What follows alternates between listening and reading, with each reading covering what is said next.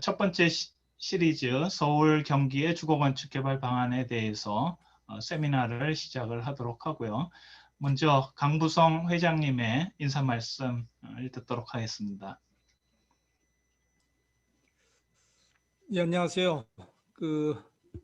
이번에 이제 시리즈로 지역의 주거건축 현황 및 발전 방안에 대해서 세미나를 준비해 주신 이재훈 교수님께 먼저 감사드립니다. 우리나라에서 주거가 자꾸 이제 부동산으로만 다뤄지고, 그 다음에 어떤 주거의 질, 주거 복지, 또는 뭔가 그런 것들 때문에 뭔가 출산율 저하, 결혼도 늦게 하고 여러 가지 우리 사회가 갖고 있는 여러 가지 문제가 저는 이 주거에서 부터 시작한다 이렇게 생각을 해요. 그래서 정말로 주거가 모든 사람들이 최소한 어느 정도 수준까지는 제공되도록 좀 이렇게 주거 쪽 전문가들이 목소리를 높여야 되지 않을까 이 생각을 하고 있고, 그럼 이제 저 같은 경우 결혼해서 1년 지나니까 당시에 4천만 원짜리 집이고 전세 3천만 원이었는데 1년 후에 전세가 6천만 원이 됐어요. 그리고 집값은 이제 8천이 됐고, 그다음에 또 1년 지나니까 1억 2천에 8천만 원 이런 식으로 터무니없이 뛰었던 그런 경험이 있는데, 그때 느꼈던 뭔가 좀 황당하다 이런 느낌이 최근에 젊은이들이 많이 겪고 있는 것 같아요. 그래서 조금 지역별로 또 주거 문제가 좀 다르고, 그래서 좀 이렇게 각 지역에서의 어떤 주거에 대해서 좀 이렇게 주거건축위원회에서 좀 이렇게 논의해달라 부탁드렸습니다. 오늘 송화엽 교수님, 이은경 소장님, 김하나 대표님, 그리고 또 토론회 하시는 의정 소장님, 조성욱 소장님 모두 감사드리고요. 이번 한 번에 그칠 게 아니고 앞으로도 서울 그리고 경기 이런 쪽의 주거에 대해서 계속 좋은 발언 많이 해주시면 감사하겠습니다. 그리고 또 관련돼서 법 제도 개선해야 될 것들이 있으면 또 학회에서 적극 나서서 뭔가 힘을 보태도록 하겠습니다. 또 이렇게 여러분 참여하셨는데 또 좋은 의견 부탁드리고 계속 힘을 모았으면 합니다. 감사합니다. 네, 감사합니다. 예, 회장님 인사 말씀 감사합니다. 예, 그러면 지금부터 발표에 들어가도록 하겠습니다. 먼저 첫 번째 발표, 중앙대학교 송하엽 교수님, 불평등 시대의 모두를 위한 도시에서의 삶이라는 주제로 발제를 해주시겠습니다. 예, 이게 지금 화면이 좀 공유가 됐나요? 예, 공유 중으로 네, 나오고 예. 있습니다. 지금 화면 타이틀 보이시죠? 예, 지금 공유가 됐습니다. 예. 참 어려운 문제인데요. 저희가 공급과 어느 정도 삶의 질이라는 좀 두 개의 파도로 좀 뭔가 요즘 코로나 때문에 더 불평등이 되기 시작하는데, 요거에 대해서 제가 솔루션은 제시는 하지 못하고 학회 차원에서 주거질을 어떻게 높일 것인가 거기에 좀 포커스를 맞춰보게 하겠습니다. 그래서 지금 다 이런 지금 말씀드리는 제가 여기 나온 얘기들은 다 뭔가 지금 사회적으로 다 뉴스에서도 계속 이런 텀들이 나오면서 30대 분들이 힘들어하고 갭 투자하기도 요즘은 좀 겁이 난다 이런 상황이고요. 뭔가 회장님도 말씀하셨지만 저도 좀 결혼을 일찍 했는데도 집값이 한 1억 5천부터 시작한 것 같아요. 그래서 이제 주역이 이게 지금 너무 올라가는 추세라 좀 사회가 너무 문제가 있다 느끼고 있습니다. 수도권 또 많은 제 바로 밑에 후배들도 이렇게 경기도로 가고 뭐 전세 난민들이 서로 왔다 갔다 이렇게 하는 상황이고요. 그다음에 그래서 한번 이런 세대 차이 이런 것들이 저도 다시 한번 이 PT를 보니까 뭐 2005년에 뭐 장기하가 뭐 밴드 이름도 청년 실업이고 2008년에 뭐 싸구려 커피 하면서 이런 88만 원 세대의 어떤 감성을 좀 표현했다고 느끼고 있는데 사실 또 공공 임대주택은 서울에서는 89년부터 좀 시작을 해서 다양한 유형으로 해서 지금 공급이 되고 있는 상황입니다. 그래서 뭐 부모보다 가난한 세대들 이렇게 얘기들을 해서 M4 세대 이렇게 얘기를 하고요. 또 뭔가 또 세대가 이렇다 보니까 뭐 여성 출산율도 0.84 이렇게 명하면서 굉장히 저조돼 있는 상황입니다. 그래서 공공임대주택도 영구부터 지금은 이제 행복주택까지 이게 계속 공급이 오르락 내리락 하는 상황이고 지금은 좀 시대적으로 많이 필요하고요. 뭔가 이제 이런 베이는 작아도 많은 세대가 들어가는 이런 식으로 계속 공급이 되고 있습니다. 사실 역사적으로 보더라도 이런 세계적으로도 1930-40년대 CM 후반부에 호세 루이 서트가 이제 캐나와 시티 서바이브 하면서 어떻게 이 도시 계획가적으로 많이 공급을 할까 이건 고민을 했던 문제고요.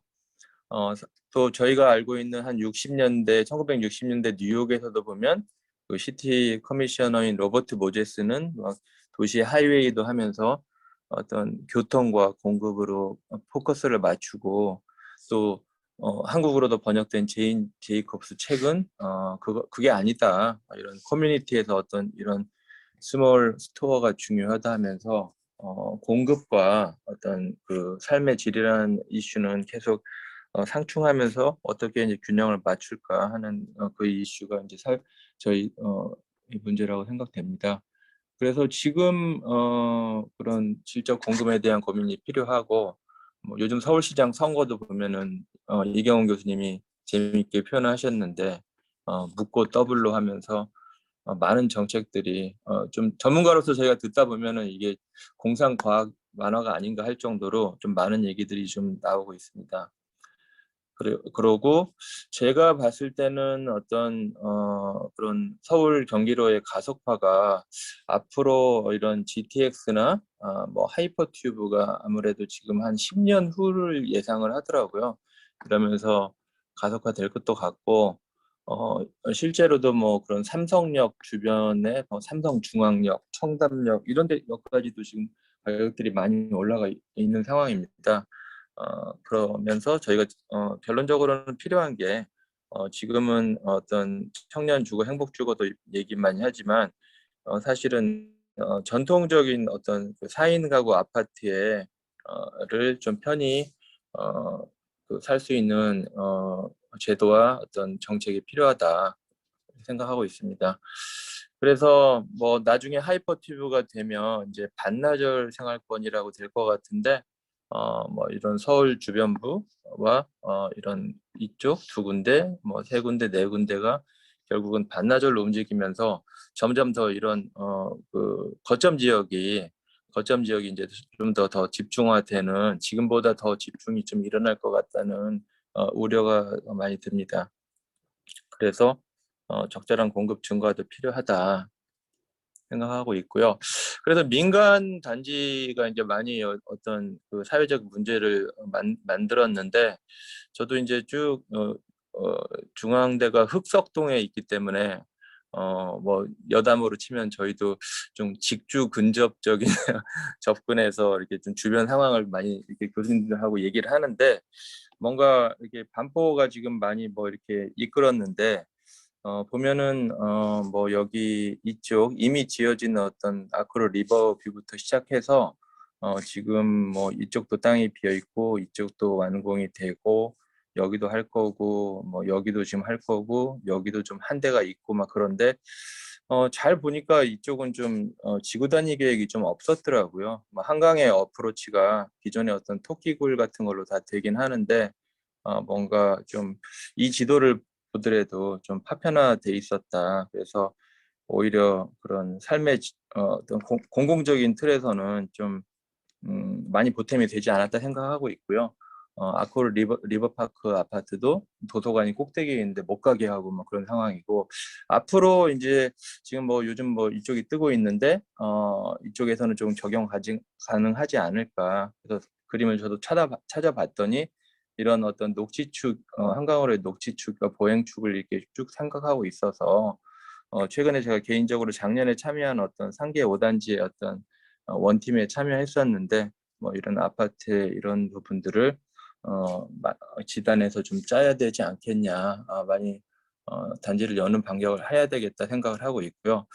그래서 또 주변에 어떤 그 민간 말고 이런 공공주택을 봤을 때 이런 역세권 청년주택이 요즘 서울에서 많이 지어지는데, 삼각지역을 한번 가봤습니다. 여기서 가깝기도 하고. 그래서 이쪽 철로변에 지어졌는데, 처음에는 이제 요걸 보고 제가 아우 너무 뚱뚱하고 위협적이다 생각을 했는데, 가서 막상 또 보니까 그 단지 내에서 밖으로 이런 용산의 아파트 파크 자리가 보이고, 기존의 어떤 그 뒷골목 동네들이 또 전면화가 되면서 이 부분들도 또 개선이 될 필요가 느껴지고, 어떤 요걸 중심으로 좀 네트워크가 또 만들어지겠다는 생각도 들더라고요. 그래서 뭔가 이거는 최근에 이제 명일동의 청년 주택에 당선된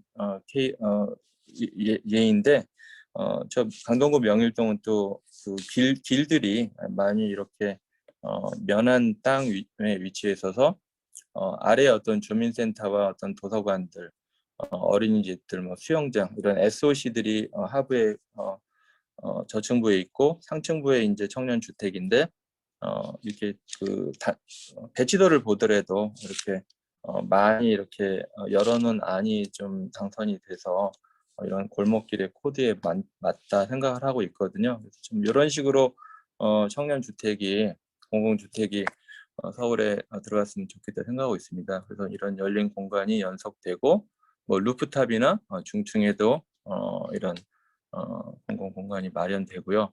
또 저소득 계층을 위해서 이렇게 정말 그 어머님들을 위한 어떤 그런 생활 공간이 만들어지는 두레주택도 있고, 또 요거는 저희 그 학교가 흑석동인데 상도동이 이제 주변이 이렇게 7, 80년, 70년대, 70년대에 개발된 데인데, 그 상도의 어떤 자율형 주택 정비 사업으로 10채 어떤 주인들이 결국은 한 30채를 본인들 10채하고 신혼 행복주택 10채하고 청년들 20채 정도 해가지고 결국은 한 40채가 된 경우인데, 뭐 이렇게 원주민들의 어떤 유닛들도 있고, 그다음에 신혼들의 유닛들도 있고, 또 청년 주거는 이렇게 작은 식으로 해서 아래 커뮤니티랑 만들어진 게 어떤 지역에서 좀 선도적인 역할을 하고 있는 게 좀 보여집니다.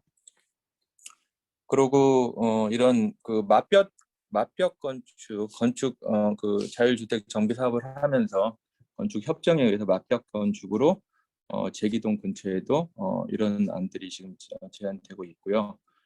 백사마을도 이렇게 큰 재개발과 어떤 원주민 마을의 어떤 모양을 한 거를 이렇게 제시가 되었는데, 사실 그 인터페이스 부분에 이런 그 경계가 되는 부분에 생활 SOC들이 많이 설치되어 있습니다. 그래서 저쪽은 재개발이고 이쪽은 좀 원래 어떤 마을의 모습이지만 중간적인 영역에서 열린 단지를 볼 수 있습니다.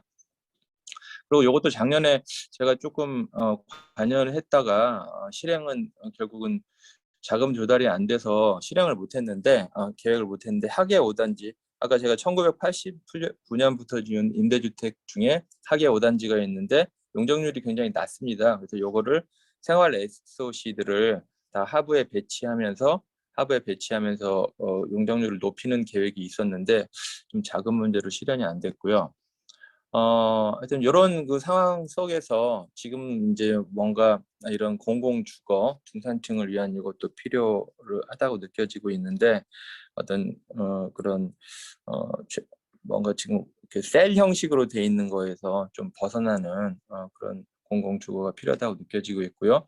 그래서 경기도 도시공사에서도 어제 어떤 국제 심포지움을 통해서 이런 기본주택의 다양한 유형을 제시하고 있는 걸 보여줄 수 있습니다. 그래서 뭔가 미니멈 디웰링보다 좀 커지면서 좀 민간 느낌이 좀 나는 이런 기본주택을 생각하고 있는데 그런 거를 좀 대안적으로 저도 여기를 한번 남양주 쪽에 가봤더니 뭐 이런 위스테이죠, 협동조합형 아파트인데 실제로 이제 가봤더니 그런 저층부에다가 뭐 저희 컴페티션에서 할 때 항상 뭐 동네 뭐 있는데 그런 것들이 이렇게 네이밍이 돼서 좀 뭔가 주변 사람이 보더라도 여기는 좀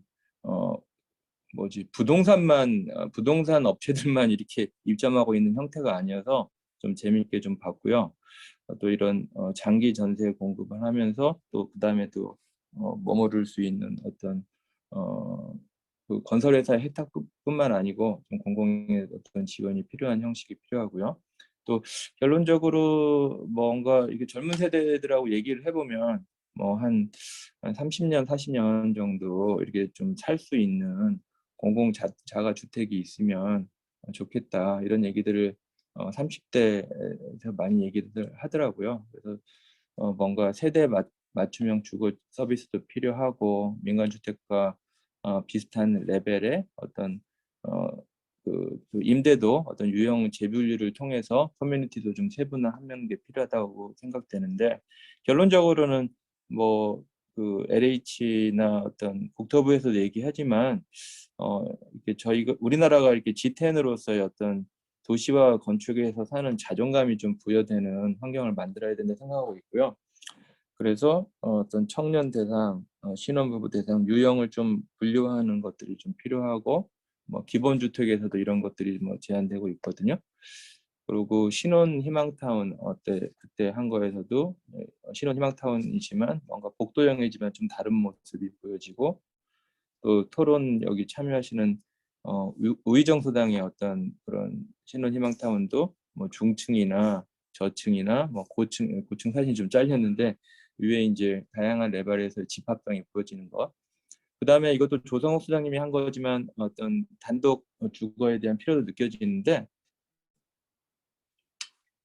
현대적인 어떤 군락의 모습을 이 사진은 특히 제가 보니까 예전에 어떤 건강한 어떤 익명적인 주거들의 집합의 모습이 아닌가 하고 이게 좀 생각이 들어서 좀 이 컷을 가져왔습니다. 그래서 앞으로는 뭔가 섬세한 유형 부분도 필요해서 다양한 계층을 위해서 좀 뭔가 뭐 주택을 사고 파는 것도 필요하지만 어느 정도 인생 왔다가 가면서 한 3, 40년 머무를 수 있는 그런 공공주거도 필요하다고 생각을 하고 있습니다. 그래서 어떤 삶의 질을 확보하는 자존감을 부여해야 된다.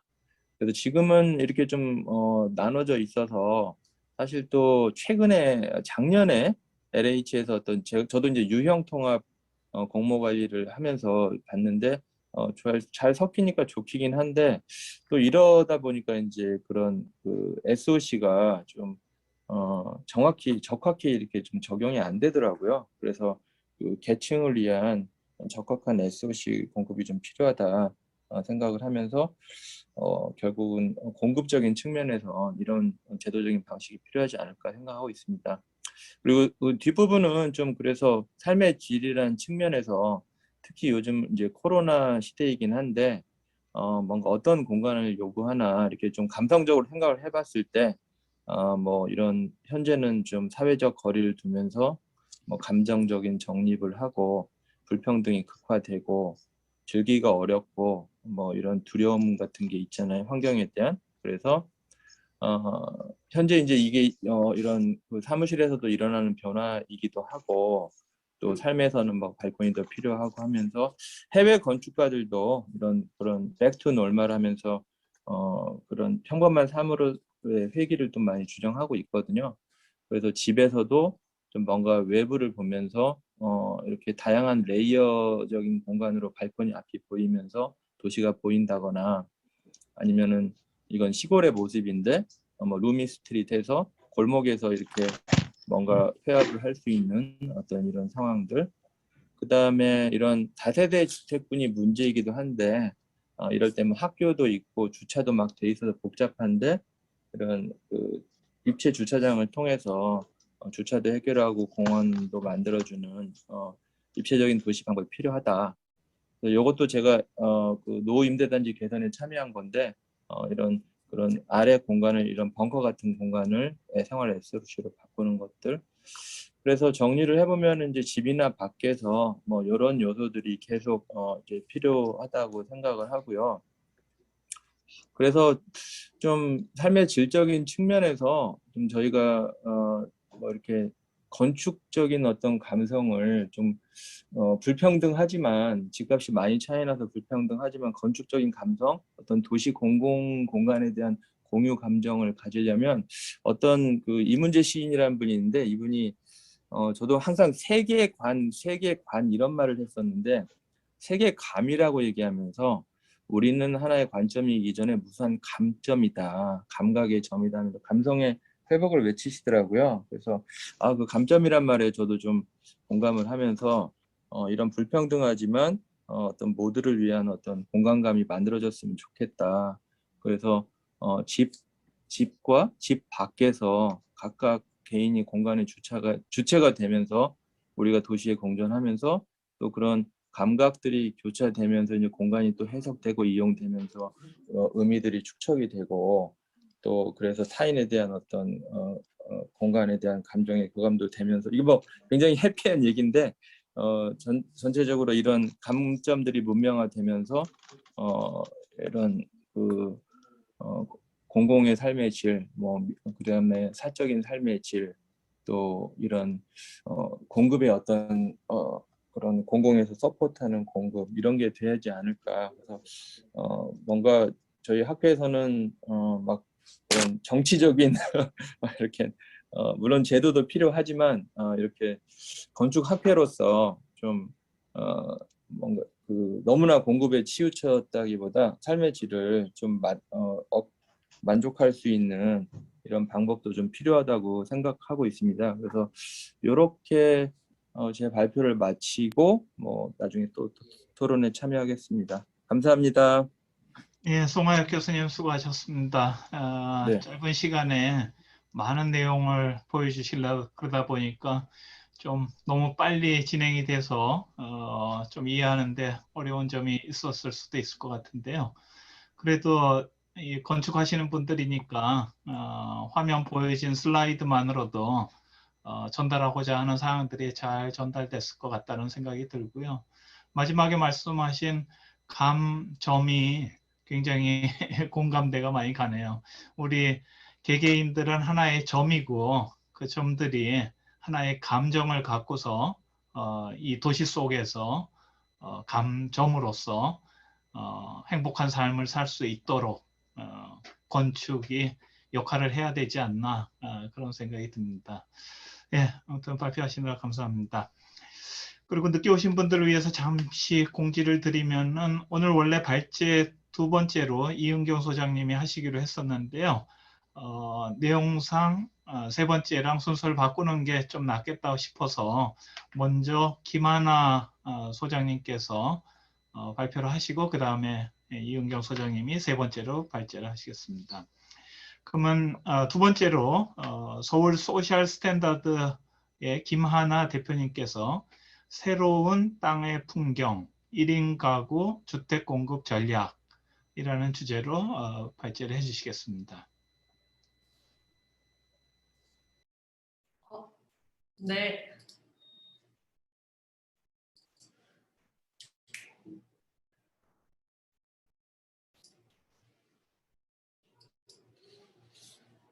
네, 안녕하세요. 오늘 저는 서울시 토지임대부 사회주택 청운 강산의 사례를 중심으로 새로운 땅의 풍경, 1인 가구 주택 공급에 대한 얘기를 함께 나누도록 하겠습니다. 네, 서울의 주거 문제는 저는 1인 가구의 주거 문제라고 생각합니다. 그 주차장 한 칸에도 미치지 못하는 극소한 면적, 창도 없는 준주택 지역구에서 서울시의 37%의 청년이 아직도 오늘을 지내고 있습니다. 전체 빈곤율은 줄어드는 추세이지만 서울은 오히려 소폭 증가하고 있으며 전 지역의 청년 주거 빈곤 가구 비율 9%와 비교하면 서울의 주거 문제는 청년 주거 문제라고 할 수 있을 것 같습니다. 왼편은 17세기 영국의 감옥의 평면입니다. 보리카 독방은 그 시대가 내릴 수 있는 최대의 형벌이었습니다. 오른쪽은 대전의 한 기숙사의 평면인데요. 대학교의 기숙사마저도 최대 용적과 최대 수익을 위해서 그 평면 안에 사는 사람에 대한 삶의 고민 없이 계획되고 공급되고 있습니다.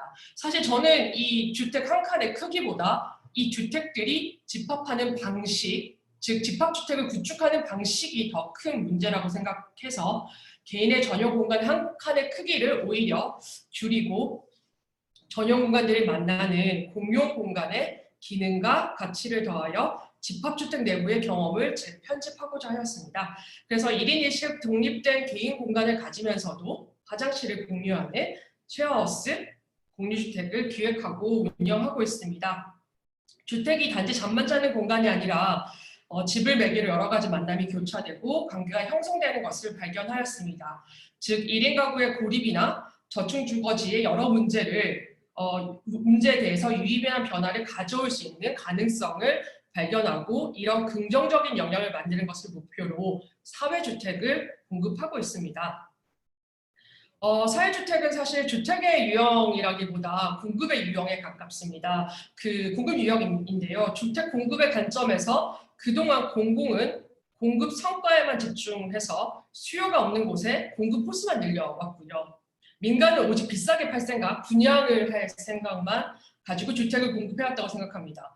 그래서 저는 제3의 공급 주체로서 사회 경제 조직에 의한 주택에 의해서 공급되는 주택이 사회주택이라고 이해하시면 무리 없을 것이라고 생각하고 있습니다. 네, 4인 가족이 중심인 시절에는 그 촉투마라고 하죠. 그래서 초등학교를 품은 아파트가 가장 선호하는 동네라면 1인 가족이 인구의 대다수인 시대가 오면 사회주택이 있는 동네가 가장 살고 싶은 동네가 될 수 있게 지역의 사회적 공간으로서 공공재로 작동할 수 있는 주택을 만드는 것을 목표로 하고 있습니다. 네, 저는 좀 소개가 늦었는데 서울 소셜 스탠다드 줄여서 3시옷이라고 하는데요. 3시옷의 대표 김하나이고요. 3시옷은 아래에 A, B, C, D 이 5가지 전략을 목표로 주택을 개발하고 있습니다. 그래서 오늘 이 5가지 전략에 대해서 간단하게 얘기를 나누도록 하겠습니다. 네, 앞에서 말씀드린 저는 사회초년생인 청년의 주택은 도시라고 생각합니다. 사회에 나와 이를 탐색하고 여러 관계와 기회가 연결되어 있는 도시가 그들의 서식지입니다. 서울 외곽의 신규 택지를 개발하여 공급하는 공공임대주택은 이런 방식으로는 청년 주거 문제를 결코 해결할 수 없다고 생각합니다. 신도시를 통한 주택의 공급의 한계는 단지 청년만의 문제는 아닐 것 같습니다. 2019년 서울 시민의 출퇴근에 소요되는 시간은 평균 1시간 36분. 이게 평균이기 때문에 또 많은 시민들이 1시간이 넘는 거리를 매일 왕복해서 이동하고 있습니다. 그럼 어떻게 이렇게 땅이 비싼 서울에 저렴한 주택을 공급할 수 있을까요? 도시의 자투리 땅, 시유지, 공유지를 활용하여 공급하는 방법이 있을 것 같습니다. 도심의 높은 땅값은 점점 비싼 주택만을 만들고 있습니다. 청년이 지불 가능한 주택을 만들기 위해서는 3시옷이 그동안 저희는 공급한 임대료의 원가를 분석해 보았는데요. 임대료의 65%가 토지비였습니다.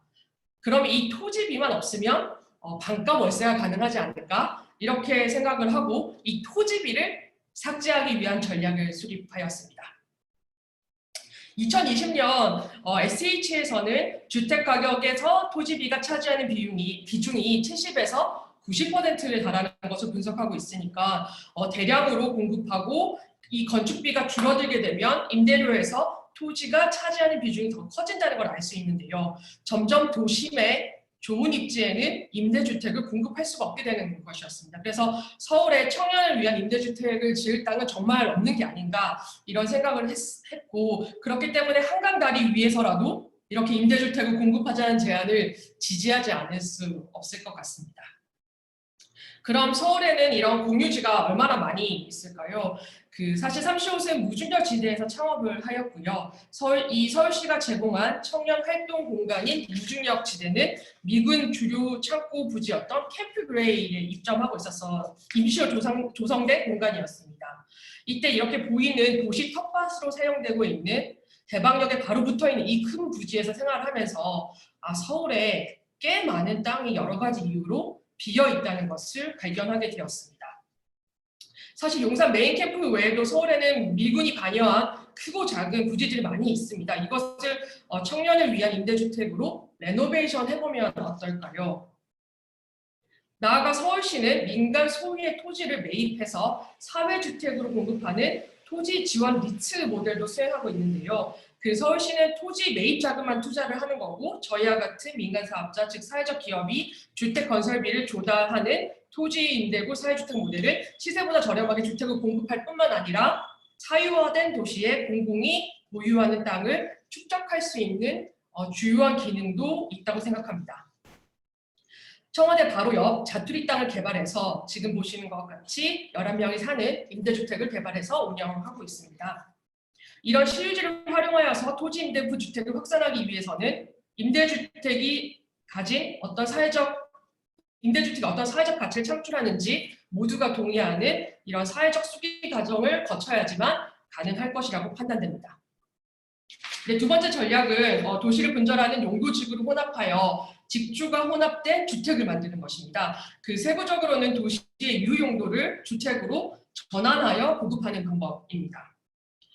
서울의 오피스 공실률을 대략 7%라고 합니다. 사실 10%라고 하면 되게 작은 숫자라고 생각할 수 있겠지만 연면적으로 계산해보면 서울시의 오피스의 총 면적은 1000만 평이고 10%면 100만 평이 비어있는 것이죠. 이를 20평씩 한 가구 임대한다면 5만 명에게 제공할 수 있는 면적입니다. 사실 오늘 드디어 오픈한 현대백화점에 있는 여의도 파크원의 35층의 평면을 보면 여기 보시는 하단에 빨간 점이 1m 바이 2m 사이즈의 침대의 크기로 오피스의 평면을 주택으로 전하는 것은 많은 어려움이 있다는 것을 오늘 이 자리에서는 제가 논하지 않아도 충분히 전달될 것 같습니다. 사실 이는 근생상가의 주택을 전환 고시원처럼 다열과 먹방을 만들 수밖에 없는 구조입니다. 그러면 이렇게 벽으로 구획된 주택이 아니라 가구로 느슨하게 연결된 공유주택은 어떨까요? 버려진 쇼핑몰을 어떻게 주거를 활용할 수 있을지 저희는 고민하고 있었습니다. 그런데 이런 고민이 최근에는 좀 구체화되어서 벽으로 구획된 주택이 아니라 가구로 느슨하게 연결된 공유주택을 고시원 한 층을 리모델링하여 공급하였습니다. 이 프로젝트를 통하여 주거 공간의 전형성을 다시 바라보면서 거주한다는 것의 의미는 무엇일까? 이런 생각을 그 어느 때보다 함께 고민해야 되는 시기가 아닐까 생각합니다. 특히 이런 비주거 용도를 임대주택으로 전환하는 것은 국토부 계획으로는 올해만 수도권에 4,000호를 공급하려고 하고 있습니다. 이렇게 과정에 대한 논의 없이 공급 물량으로만 추진하는 정책 속에서는 너무나 당연하게 전통적 주택법의 기준에서는 아주 기본적인 것들조차도 충족되지 못하는 그런 주택들이 이제 만들어질 것인데 또 이게 월 20만 원이라는 임대료를 두고 가성비를 따져보면 정말 청년을 위한 도심의 저렴한 임대주택의 모습은 어떤 모습일지 많은 질문을 던져야 하는 시기가 아닐까라고 생각합니다. 세 번째는 저층주거지에 노후화된 다가구를 매입해서 빠르게 공급하는 것입니다. 이것을 매입 다가구 임대 사업이라고 하는데요. 이 매입 다가구 임대 사업은 도심에 신속하게 임대주택을 공급할 수 있는 장점은 있는데요. 저층 주거지가 내포하고 있는 많은 문제를 피해가지 못하여 사실 상황은 더 복잡한 상황입니다. 서울의 주택 문제는 1인 가구 주거 문제이고 1인 가구의 주거 문제는 저층 주거지의 문제라고 생각합니다. 필요티 주차장은 동네를 거대한 지하 주차장으로 만들어 도시 문제를 만들었고요. 이 지하 주차장으로 변한 골목은 우범지대로 전락하였으며 시민들이 생활하였던 공간은 버려진 차도가 되어버렸습니다. 이제 자율주행차가 동네로 누비고 밀레니얼들은 더 이상 자동차를 소비재가 아닌 사용재로 생각하고 있습니다. 그러면 이렇게 차가 없는 주택을 만들 수 있는 더없이 좋은 시기가 아닐까 이런 생각을 하게 됩니다. 근데 2018년을 기준으로 이제 지난 5년간 서울시에 공급된 매입 임대주택은 약 3만 호입니다. 건설임대 임대주택보다 2배 이상 높은 수치입니다. 그렇지만 기성주택을 매입하다 보니 평면이 조악하고 건물의 품질이 불량하고 노후화돼서 유지관리에 어려움이 굉장히 많으며 입주자 만족도가 낮아서 이 부분에 대한 혁신이 요구됩니다. 이에 30호세에서는 입주자가 직접 고치고 스스로 개선할 수 있는 함께 만드는 매입다가구 주택 프로젝트를 통해서 도시 조직을 지키면서도 임대주택을 확대하기를 기대하고 있습니다. 네 번째는 다시 방한칸에 대한 얘기인데요. 사실 이제 자존감이 높은 이 밀레니얼들이 어떻게 화장실을 공유하게 되었을까? 이런 질문인데 3명이 같이 사용하는 저희 쉐어스의 평면입니다. 사실 3명이 사용하지만 동시에 사용할 수 있는 공유 공간에 대한 시설 기준을 마련하고 있습니다. 하지만 이것은 주어진 용적에서 다른 주거 유형을 만들기 위한 사실 절박한 외침이죠. 1인을 위한 주택에는 지금 원룸밖에 없습니다. 열심히 일해서 소득을 늘리고 주거 환경을 개선하고자 한다면 한 평도 안 되는 창이 없는 방 한 칸에서 조금 더 큰 방으로 옮겨가는 선택지밖에 없습니다.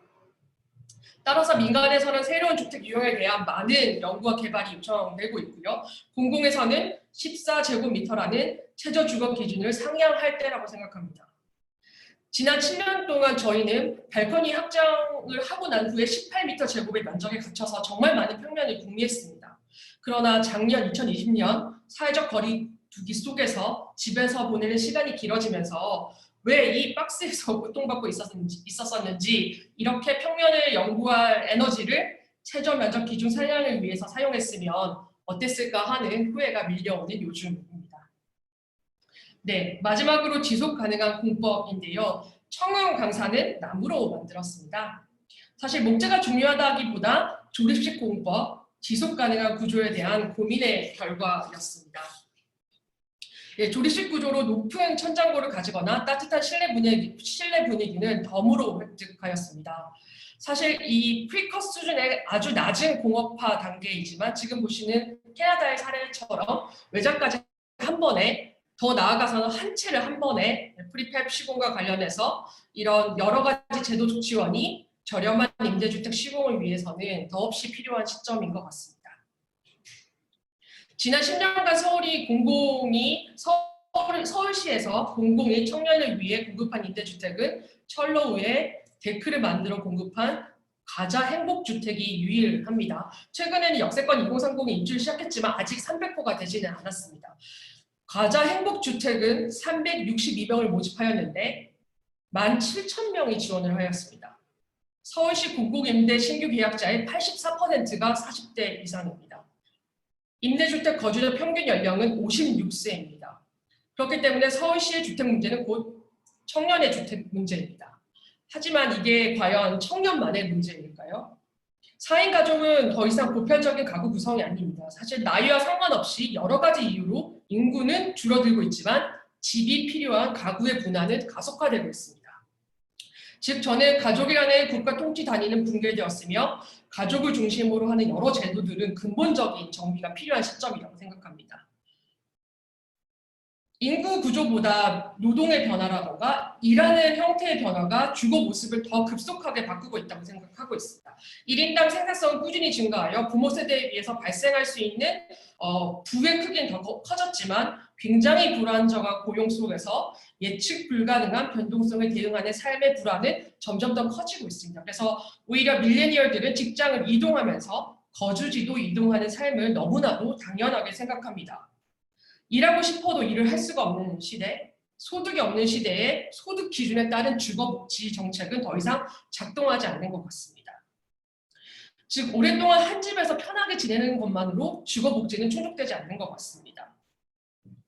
커진 인생의 변동성만큼 부동산은 무거워졌지만 주거는 점점 더 가벼워지는 것 같습니다. 네, 인구의 변화, 노동의 변화, 산업의 변화에 따른 새로운 주거를 함께 상상하는 시간이 더더욱 중요해진 것 같고요. 사실 언제 건축이 주택 시장에 주거 현장에 관심이 있었는지 냉소적일 때도 있었지만 이렇게 자리를 마련해 주신 학회와 위원회에 다시 한번 감사를 드립니다. 아울러 35세 임대주택 개발 얘기를 들어주신 모든 분들께도 감사의 이 말씀을 전하겠습니다. 네. 예, 김하나 소장님, 예, 감사합니다. 발표 재밌게 잘 들었습니다. A, B, C, D, E, F 아주 전략적이고 구체적인 아이디어까지 여러 가지 재미난 것들을 제안을 해주셨는데요. 나중에 토론회 때 각각의 아이디어에 대해서 또 많은 의견들이 있을 것 같습니다.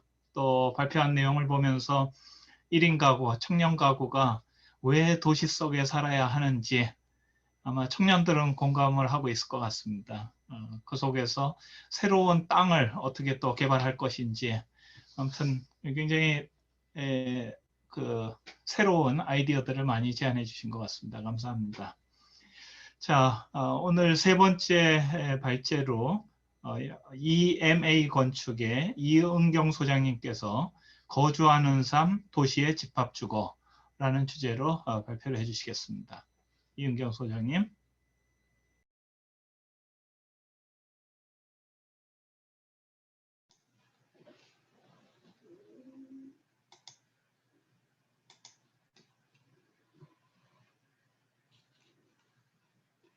네, 안녕하세요. 이은경입니다.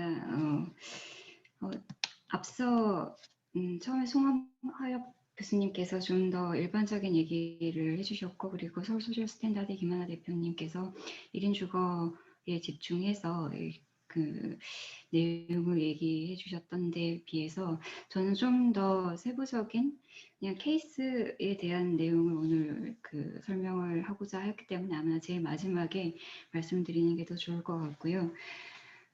처음에 그 포스터를 받고 지역의 주거 건축 진단 및 발전 방향이라고 하는 그런 주제를 주셔서 정확하게 어떠한 방향으로 세미나나 이러한 논지에 대한 관심이 있으신지 좀 궁금하기는 하였습니다. 하지만 이제 특별한 방향성이라기보다는 그냥 제가 했던 내용을 좀 더 짧게 말씀을 드리는 게 좋을 것 같습니다. 서울에서 제가 공공임대주택을 설계한 사례로서 좀 몇 가지들이 있는데요. 이전에는 한 2014년에 2015년에 완공을 했던 만리동 예술인 협동조합주택과 가영동 유거화 협동조합주택이 있습니다. 근데 이 당시에는 설계 프로세스에 임대주택에 대한 좀 더 공동체를 형성하기 위해서 임대주택임에도 불구하고 입주 예정자를 참여형 설계로 진행을 하여 주택은 공공임대를 하고 커뮤니티 공간의 입주자가 무상으로 활용할 수 있도록 그렇게 설계되었었습니다.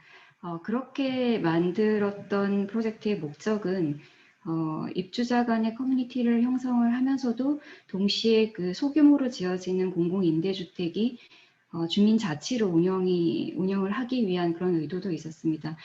대규모의 공공임대주택은 어떤 위탁 운영으로 운영을 할 수 있지만 소규모의 임대주택은 사실 그런 부분이 어려웠기 때문입니다. 그러나 이러한 프로젝트들은 사실상 공공이 주도적인 입장으로 기획하고 설계하고 그리고 건설을 해서 입주자를 모집해서 그 다음에 입주자가 자치적으로 운영할 수 있도록 하는 그런 유도를 했던 프로젝트들이었는데요. 그러나 임대주택에서는 사실 커뮤니티가 생겨서 좋은 이웃을 만들어간다는 것과 아니면 커뮤니티 시설을 직접 시설을 운영한다는 것은 사실 다른 개념인데 이를 갖게 둔 어떤 그러한 시행착오도 있는 것 같습니다. 사실상 임대주택에서 직접 시설을 운영한다라고 하는 것은 그렇게 쉬운 문제는 아닌 것 같습니다. 이는 소유를 기반으로 한 비슷한 협동조합형 주택인데 민간 주택을 살펴보면 상대적으로 주민자치적인 운영이 잘 됨을 비교해 보면 그 차이를 알 수 있는 것 같습니다. 또한 기존의 임대주택 혹은 분양주택 등은 그런 한계를 벗어나기 위해서 건축에서는 좀 더 생산의 방식과 공간의 계획 관계를 좀 살펴볼 필요가 있을 것 같습니다. 현재 그런 아파트 대규모로 대량 생산되는 주택은 생활 방식을 유형화한, 즉 4인 가족이라고 하는 어떤 근대적인 유형을 놓고 주거를 구매하는 어떤 상품의 단위로 판매를 하고 있죠. 근데 방금 그 전에 보여드렸던 협동조합 주택이라고 하는 것은 우리나라에서요, 거주자가 참여 설계를 하는 소량의 그리고 자조적인 어떤 제작 방식이 개입된 이러한 형식이라고 볼 수 있는데요. 근데 이러한 소량의 자조적인 형식 이외에 지금 현재 어떤 획일화된 방법은 좀 더 그러니까 대량 생산을 하지만 대량 생산을 하지만 좀 더 자조적인 어떤 거주자가 참여하거나 아니면 입주자가 생활하는 사람이 참여할 수 있는 가변적인 형식의 주택이라든지 아니면 소량의 다양한 평면을 공급할 수 있는 이러한 형식들도 존재하는 것 같습니다. 근데 그러나 이제 이러한 형식을 어떻게 이룰 것인가, 특히 이제 다양한 평면형 아니면 주변의 자치 그리고 자율 이러한 것들의 요구 조건들이 있는데 이러한 그것을 이루기 위한 방법은 작은 주택들을 계속 지어가는 방법도 사실상 한계는 있습니다. 그래서 뭐 시장과 민간 혹은 공공과 민간이 어떻게 협업을 할 수 있는가라고 하는 그런 고민이 좀 필요한 부분이 있을 텐데요. 제가 했던 오른쪽에 있는 이 두 가지 프로젝트를 오늘 아마 좀 더 간략하게 설명드릴 텐데요. 둘 다 사실 민간과 공공이 좀 다른 형식으로 개입이 된 그런 프로젝트입니다. 첫 번째는 그러니까 공공 택지에 민간이 개발하는 방식, 분양주택의 형식이 되겠고요. 두 번째는 앞서서 이제 두 발제자분께서 다 설명하셨듯이 토지 임대부 민간 임대주택으로서 공공의 토지에 민간이 시행을 하고 임대주택을 운영하는 이러한 형식입니다. 즉 위쪽 부분은 일반적으로 우리가 알고 있는 분양하는 아파트, 그리고 아래쪽은 임대주택 이렇게 이해하시면 될 텐데요. 각각은 조금 다른 방식으로 민간과 공공의 어떤 협력의 방식이 개입되어 있습니다. 네, 첫 번째 고덕강일 공공주택입니다. 네, 이 프로젝트는 실제로는 공공 택지를 민간에게 분양하는 것이었는데 그 매입사를 선정하기 위해서 설계 공모를 시행을 했었습니다. 즉 건설사에게 설계사무소와 컨소시엄을 형성해서 일반적으로 분양하는 그런 판매를 위한 상업적이고 획일화된 혹은 닫힌 그러한 공동주택이 아니고 지역이나 그리고 공공성 그리고 공동체성을 최대한 확보하는 그러한 작품을 당선작으로 선정하겠다라는 취지가 있었고 그래서 저희 EMA 사무소와 건원과 현대건설, 계룡건설이 건설을 형성해서 당선작으로 2019년에 되었던 프로젝트입니다. 지금은 좀 분양이 되고 진행 중에 있습니다. 특히 이제 여기서 저희가 주안점으로 보았던 것은 기존의 공동주택에 대한 배치의 문제입니다. 동타입을 설정하고 이에 대해서 채광이나 일조거리를 적절하게 두면 이미 배치가 결정되는 그 배치 자체가 획일화지 그 배치로 이루어지는 게 도시의 경관이 획일화로 드러나는 것이라고 봅니다. 따라서 저희가 가장 중요하게 생각했던 것은 지면의 접지성으로부터 출발하는 것이고 그것이 도시성 혹은 공동체성을 형성하는 가장 근본적인 부분이라고 생각하였습니다. 그래서 이러한 집합성 혹은 집합적인 관계를 가지는 것을 가장 중요한 컨셉으로 해서 진행하였습니다. 그래서 집합의 단위를 좀 더 큰 800세대나 되는 큰 단위였지만 좀 더 작은 단위의 집합의 단위를 하나가 반 정도 개방된 그러한 파티오를 형성을 하고 그러한 파티오가 연속돼서 도시의 어떤 그 중정을 형성하면서도 또한 일부는 반개방적인 부분을 만들어서 그것이 좀 더 확장돼서 도시의 길과 만나고 그리고 그 길을 형성하는 부분이 저층이라고 하는 이때의 저층은 유럽의 블럭 정도에 되는 블럭형 주택의 높이 정도가 되는 대략 한 6층 정도를 저희가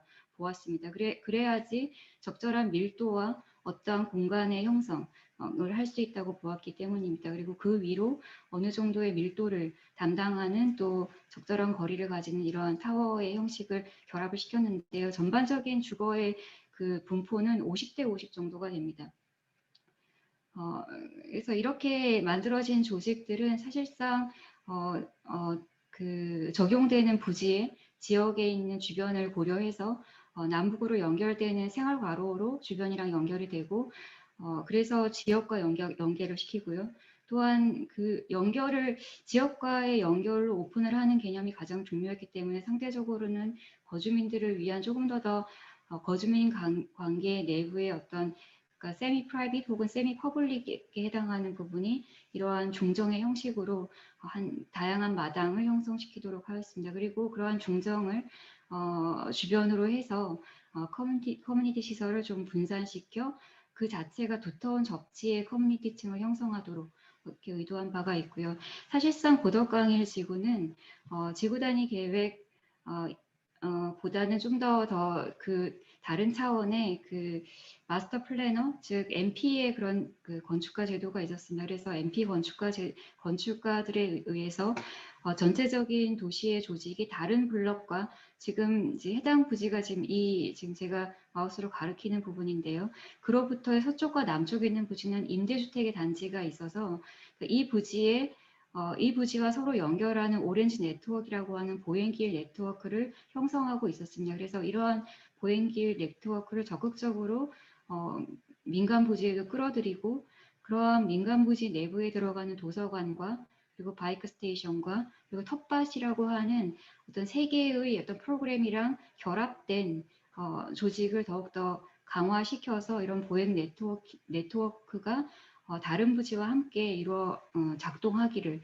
이렇게 바랬었고요. 그래서 그런 부분들을 저희가 좀 더 적극적으로 하면서 사실상의 이 오렌지 네트워크라고 하는 것은 도시 안에서의 길, 개방된 길, 아파트 단지 내 닫혀진 길이 아니라 개방된 길로 활용하는 것으로 그렇게 제안이 되어 있습니다. 그래서 건축에 대한 그 설계는 빨리 넘어가겠습니다. 저층부와 고층의 결합, 그리고 좀 더 자세하게 저층부가 커뮤니티와 더욱더 연계시키기 위한 접지층의 세대, 그리고 그 코너부의 다양한 시설, 그리고 그 저층부의 개방을 위해서는 저층부의 세대들에 대한 어떤 사적인 레이어를 주는 것, 그런 것들도 인면에 고려가 되고 그 결과로서의 어떤 블럭이 나왔던 것이라고 보시면 될 것 같습니다. 좀 더 자세히 본 그런 접지층의 평면이고요. 그리고 기준층, 그리고 그 전체 일부분은 썬큰에 해당하는 부분을 둬서 좀 더 이제 실제로 공동주택의 부대시설이 용적에 포함되기 때문에 최근에는 많이 지하로 이제 들어가고 있었는데 예전에는 공동주택의 부대시설이 용적에 포함되지 않아서 많이들 지상에 노출시킨 것으로 알고 있습니다. 그런데 만약에 이제 앞으로의 좀 더 접지성 혹은 그런 공동주택의 접지가 좀 더 개방이 되려고 한다면 아마 부대복리시설에 대한 어떤 지상층의 배치 인센티브 이런 것들이 좀 더 적극적으로 되면 아마 좀 더 그런 부분들을 개선할 수 있다고 이 프로젝트를 설계하면서 좀 느꼈던 점이긴 합니다. 그래서 개방되는 가로, 그다음에 거주민들을 위한 그 정원 이런 부분들이 있고요. 특히 이제 이러한 개방성은 그러면 민간주택이 어떻게 외부의 그 임대주택이나 혹은 외부에 있는 다른 단지와 연계시킬 것인가, 그것을 오픈하는 형식조차도 민간 그 사업자가 제한하도록 강제한 부분이 이 공모의 가장 큰 또 특징이었습니다. 그래서 사실상 커뮤니티 시설은 그 고덕강일 5블럭만을 위한 것이 아니라 주변에 있는 임대주택과 같이 연계적으로 운영될 수 있도록 그러한 어떤 소프트웨어, 그게 리빙 플랫폼이라고 하는 것인데 이런 것들을 같이 제안을 하고 실제로 들어가는 커뮤니티 시설을 법적인 규정보다 훨씬 좀 더 많은 면적을 계획을 하였습니다. 또한 이러한 커뮤니티 시설은 그 위탁 운영체가 운영을 하는데 초기에 어떤 비용 혹은 어떠한 이게 커뮤니티가 안정화될 때까지 일정한 비용을 건설사가 어느 정도 담당을 하도록 이렇게 그 사업의 모델을 짜도록 짜도록 제안을 하였었고요. 그리고 또한 그 전반적으로는 시설에 대한 특히 또 아무리 이렇게 하더라도 사실상 입주민들의 어떤 내부적으로 이 시설을 닫으면 열릴 수 없다라고 하는 그런 근본적인 문제를 어떻게 해결할 것인가라고 하는 질문에서는 사실상 이 어떤 오픈 플랫폼을 참여하는 사람이 많으면 많을수록 입주민들에게 더욱더 많은 혜택이 돌아가는 그러한 구조를 좀 더 고민을 했던 것 같습니다.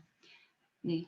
그리고 두 번째의 케이스는 고양 삼성 사회주택인데요. 앞서 말씀드린 그러한 그 토지 임대부 임대주택입니다. 이것은 LH 공사의 토지 임대부 민간 임대주택으로서 공공부지에 민간 사업자가 오히려 입주자의 타겟을 정하고 라이프스타일도 정하고 그것을 고려한 설계를 할 수가 있게 되고 그 이후에 커뮤니티 시설을 기획하고 운영까지 하는 그러한 통합적인 계획을 하는 것입니다. 근데 이 경우에는 주택을 상품으로 계획하는 것이 아니기 때문에 기획자에 따라서 입주자를 고려한 맞춤형이나 또한 아까 그 말씀드린 소품종인 다량의 어떤 평면형 그런 것들을 제공할 수 있는 장점을 가지고 있다고 생각을 합니다. 그러니까 해당 부지는 고양 삼송인 수도권이면서 자연이랑 인접하고 있어서 뭐 저층의 타운하우스라는 그런 환경이 되게 좋은 위치여서 이 사업 시행자는 더함 컨소시엄인데요. 더함에서는 육아를 하면서 그러니까 서울에 출퇴근하는 그러한 젊은 육아를 하는 그런 부부를 대상으로 해서 좀 더 그러니까 친환경적인 그러한 주택을 설계하고 싶다 이렇게 그러니까 기획하고 싶다 이러한 계획의 의지가 있었고 그걸 위주로 계획을 하였습니다.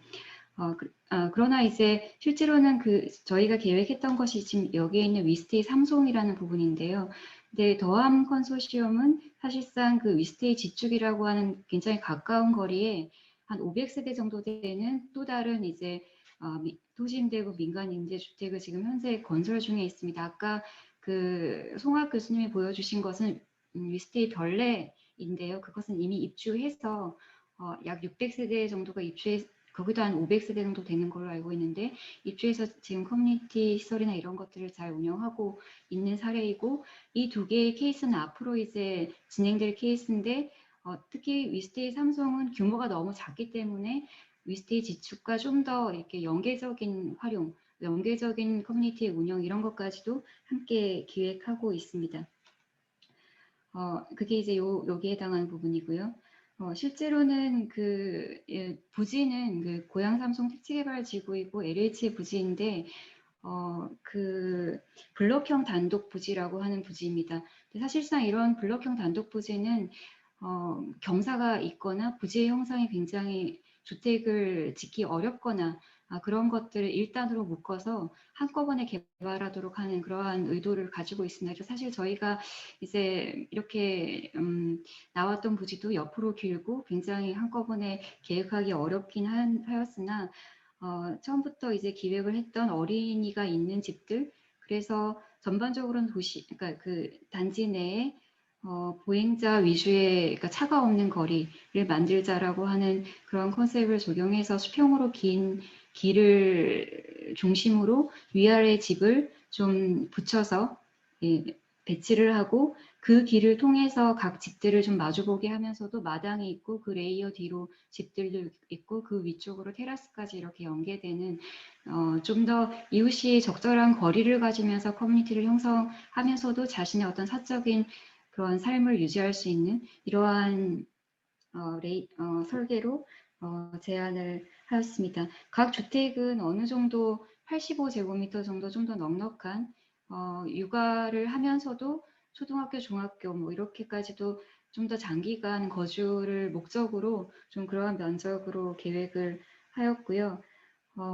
지금 현재는 착공 준비 단계에 있고 내년 초에 아마 입주를 할 그럴 계획을 가지고 있습니다. 특히 이제 이 그러니까 위스테이 별내 아니면 고양 그리고 이 그리고 지축 모두 공통점은 사실상 기획에서 이러한 주택이나 그 레이아웃은 정해지지만 커뮤니티 시설의 설계는 입주자가 정해지면 입주자 참여형으로 설계를 진행을 하게 됩니다. 그래서 그 내부의 입주자가 원하는 프로그램과 그리고 어떻게 운영하겠다라고 하는 그러한 기획을 통해서 입주 이후에도 입주자가 직접 운영할 수 있게 그렇게 진행을 함으로 해서 입주 전 단계에 입주자가 좀 더 서로 커뮤니티를 만들어가는 그러한 그 단계를 주고 있고요.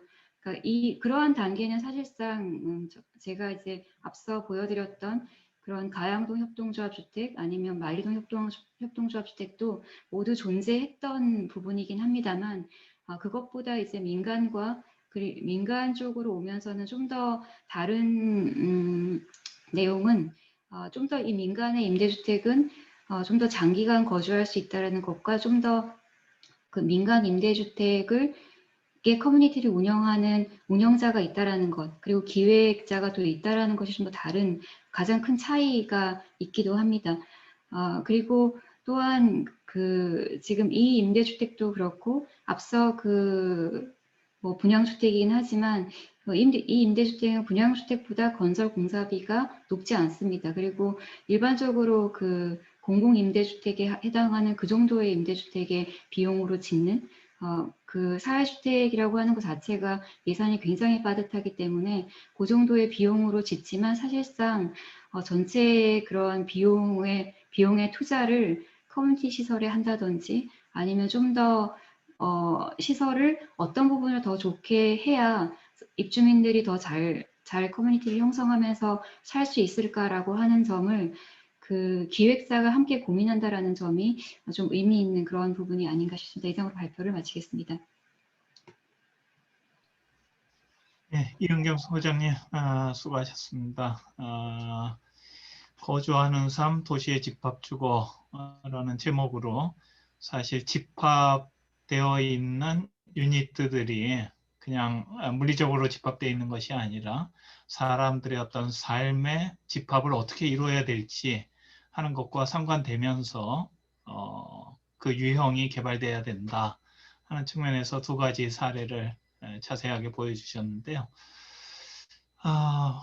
오늘 세 분의 발제자분들이 시간을 너무 정확하게 맞춰주셔가지고 굉장히 토론 시간이 많이 남게 됐습니다. 그래서 오늘 참여하신 여러분들이 정말 궁금하신 거 있으면 뭐든지 좀 여쭙고 이렇게 풍족하게 어떤 정보를 나눌 수 있지 않을까 그런 생각을 합니다. 자, 먼저 전체 자유 토론하기 전에 지명 토론자로 지정되신 우리 메타건축의 우희정 소장님 먼저 의견 말씀하실까요? 예, 안녕하세요. 잘 들리시나요? 예, 잘 들립니다. 예, 그러면 제가 먼저 말씀을 이어나가겠습니다.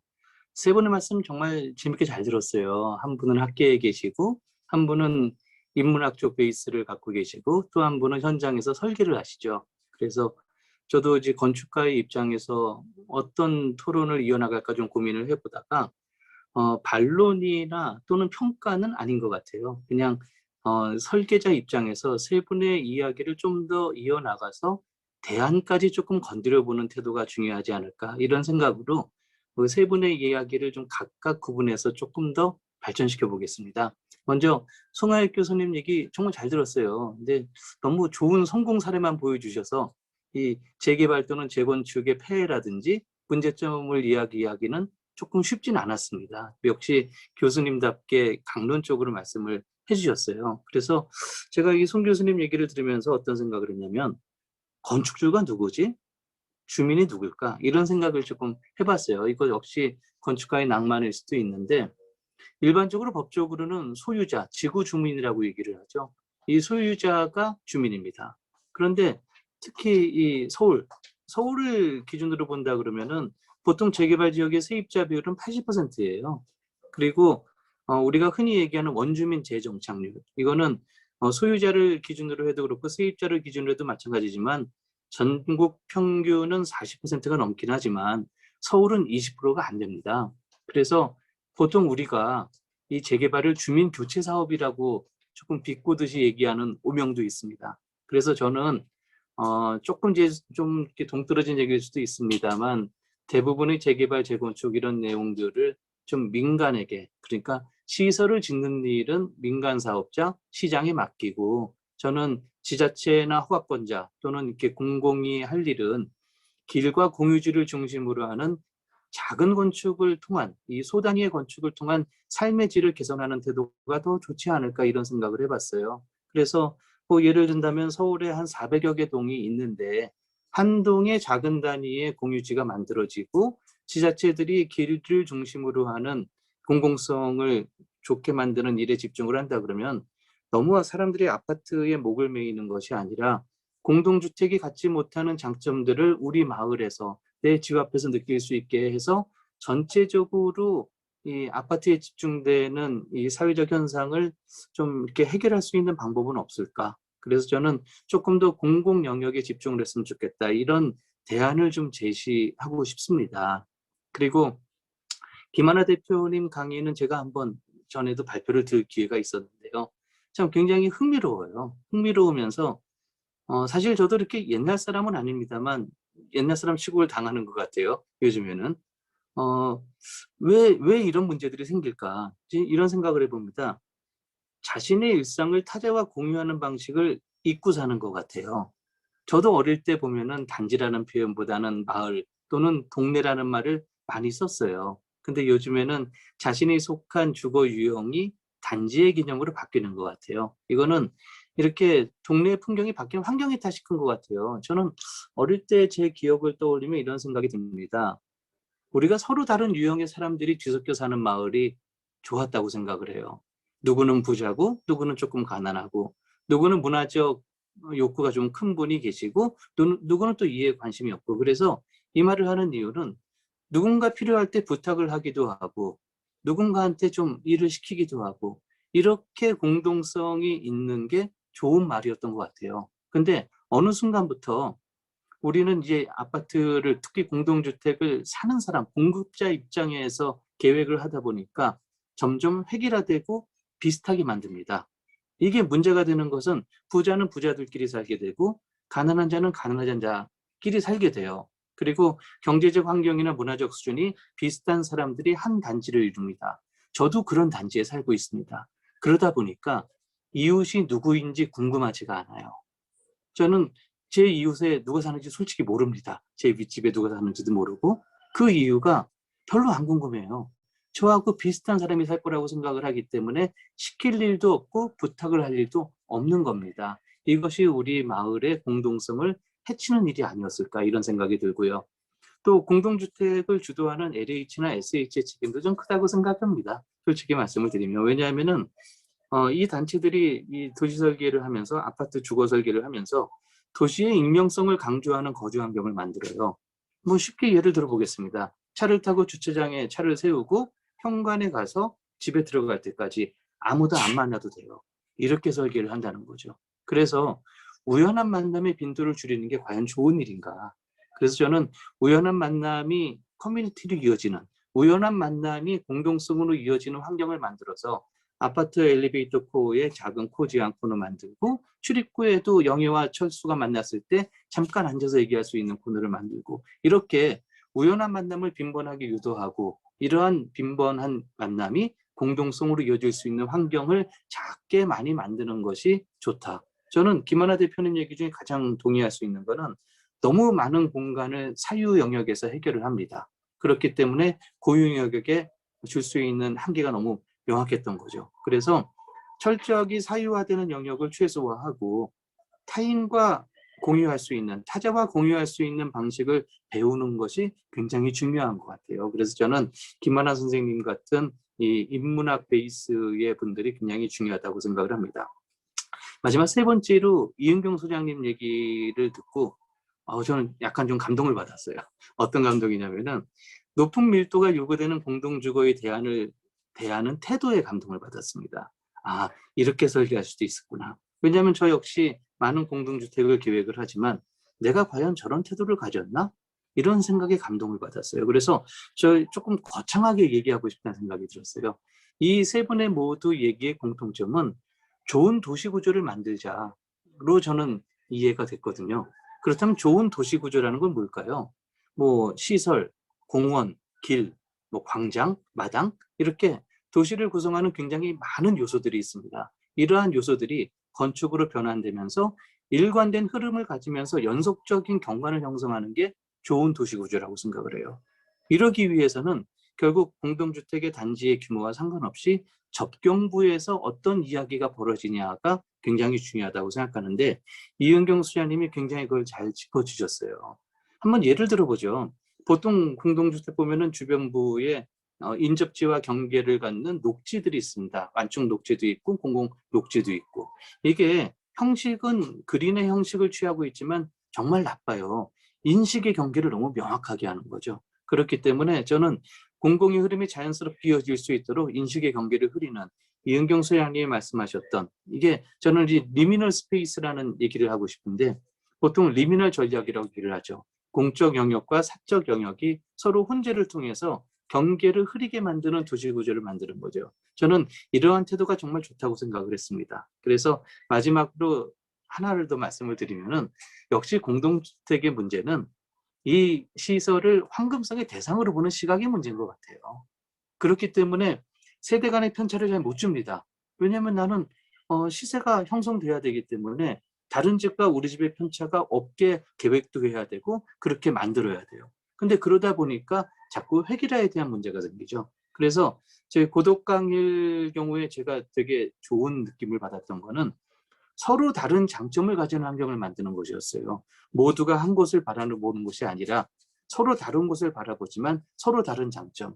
예를 들면은 이 집은 향이 좋고 이 집은 전망이 좋고 이 집은 접근성이 좋고 이렇게 서로 다른 장점을 가진 집들이 모여 살게 된다 그러면 세대 간 편차가 있다 하더라도 그것이 어우러지면서 전체적으로 좋은 마을을 만드는 것이 아닐까. 사실 오늘 주제가 너무 광범위했기 때문에 제가 한두 마디로 이렇게 뭐 토론에 참여하는 건 쉽지는 않습니다만 그래서 저 역시 중구난방으로 이렇게 앞뒤 없이 얘기를 했습니다만 조금 이따 기회가 된다 그러면 제가 미처 생각하지 못한 부분 한 번 더 말씀드리겠습니다. 이상입니다. 세 분 모두 감사드립니다. 예, 우희정 소장님 감사합니다. 아주 거의 발제에 버금가는 체계적인 말이 많았죠. 죄송합니다. 토론을 해주셔가지고 아주 감사합니다. 여기 혹시 참여하신 우리 대학원생이나 학생들이 있으면 굉장히 도움이 될 기본적인 얘기 많이 해주신 것 같고요. 오늘 시간이 조금 여유가 있기 때문에 일단 우희정 소장님 말씀하신 거에 대해서 발제자분들이 먼저 그래도 그 해당되는 내용에 대해서 답변을 좀 해주시고 그 다음에 이제 조성욱 소장님한테 토론 기회를 이렇게 넘기도록 하겠습니다. 송하혁 교수님 뭐 간단하게. 예. 아니 저도 처음에 그 우 소장님 얘기를 들었는데 중간에 또 그 다른 발제에도 좋은 얘기들이 많이 나와서 이걸 제가 발제했는지 좀 헷갈린데 기본적으로 이제 저도 이제 서울에 있으면서도 이게 저희가 모르게 진행된 일들이 좀 재미를 많이 준다는 걸 많이 느꼈거든요. 그래서 제가 예를 들면은 랜드마크 책을 제가 2012년인가 13년에 적었는데 그 마지막 챕터에 이제 그 레미안 퍼스티지 그쪽 그 길에서 쫙 찍으면서 이게 그 아파트가 이렇게 위압감을 형성한다. 그래서 뭐 이렇게 45도로 배치돼 가지고 내부에서의 어떤 조망은 좋지만 길거리의 어떤 그런 반듯한 장벽이 아닌 또 이렇게 딱딱 막힌 어떤 그 일조 제한 그걸 잘 피해 가지고 한 담을 만들어서 위압감으로 봤는데 저도 이번에 이렇게 발제를 하면서 이렇게 다시 한번 봤어요. 봤더니 이제 반포 지역의 어떤 그런 재건축들이 보면은 다 이렇게 구청장도 시대도 달라지기도 했지만 최근에 또 피리스처 봐도 뭐 거기서 그 어떤 조합장이 되게 과도하게 드라이브를 걸어서 막 돈 벌려고 한 게 많이 나왔잖아요. 그래서 결국은 그 도시에서 좀 지고 다니게 이게 안 돼 있고 그리고 그거를 다 파편화해서 재건축을 하다 보니까 각각의 어떤 그 단지마다 뭐 예를 들어서 예전에 저희가 뭐 강남에서 반포에서 아파트를 만들 때는 여기 체육센터가 있고 여기 뭐 YMC가 있고 여기 뭐 이런 식의 분배가 됐었는데 각각 쪽에 파편해서다 보니까 그 의무가 없어지더라고요. 그래서 예를 들어서 저희 흑석동 같은 경우에도 뭐 요즘 흑석동 좋아졌다고 말을 하지만 SOC가 없어요. 없기 때문에 그냥 그런 부분이 어떻게 보면 저희가 직무유기를 한 게 아닌가. 잡음이 들어오는데 직무유기를 한 게 아닌가. 도시계획이나 뭐 이런 걸 뭐 건축주기인들이 오히려 한 게 아닌가 하는 생각이 들어서 좀 계속 이제 그런 윤리적인 생각을 하고요. 또 마지막 거 그런 이은경 소장 거 말고 또 김영준 소장님하고 장영규 소장님이 설경이 10블록인가요? 그게 고덕항이 10블록인가 1블록인가 저도 이름 기억이 안 나는데 최근에 신문 기사를 보면 거기 평면이 24개라고 신문 기자가 욕을 하더라고요. 문주도 없고 평면이 24개다. 그래서 뭐 어떤 게 어떤 가격인지도 모르겠다. 그러니까 어떻게 보면 저희 학교에서도 똑같이 겪는 상황인데 뭐 항상 건축가는 박쥐잖아요. 공대에 있으면서 다 학장님이는 항상 뭐 평가 지표를 가져와라. 뭐 니네 그게 얘냐 노냐 확실히 입장을 해달라 그러면 저도 지금 전공주임인데 저희는 얘 같은 노도 있고요. 노 같은 얘도 답이 있습니다. 저희는 항상 그 일반적인 어떤 엑셀 데이터에서 얘기하지 않는 답을 저희는 가지고 있습니다. 그러니까 의견 소통이 잘 안 돼요. 그래서 뭔가 할 일이 많다. 간단하게, 예, 간단하게. 네네 그런 그 인식 개선, 어떤 주거의 인식 개선과 뭐 전문적으로도 어떤 지단에서의 어떤 공공성을 확보에 대해서 인식 개선을 많이 해야 된다 이렇게 생각하고 있습니다. 예, 네. 감사합니다. 김하나 소장님, 뭐 답변하실 게 있으시면 마이크. 네, 너무 잘 요약해 주셔서 감사한 것 같고 조금 같이 논의해보고 싶은 문제는 사실 저는 결국에는 어떤 경계든 경계를 좀 풍부하게 만드는 것, 그것이 건축가가 할 수 있는 아주 중요한 일이고 이 집합에서의 뭐 사적 경계, 뭐 공적 경계일 수도 있고 뭐 단지 간의 경계일 수도 있고 여러 경계들을 좀 풍부하게 만들면서 주거에서의 경험을 다양하고 아름답게 만드는 것, 이것이 되게 중요하다는 생각에 굉장히 공감을 하고 이제 그런 것들을 중요하게 생각하면서 작지만 시도해 주신 거를 한눈에 딱 알아보시고 잘 말씀해 주셔서 너무 감사하고요.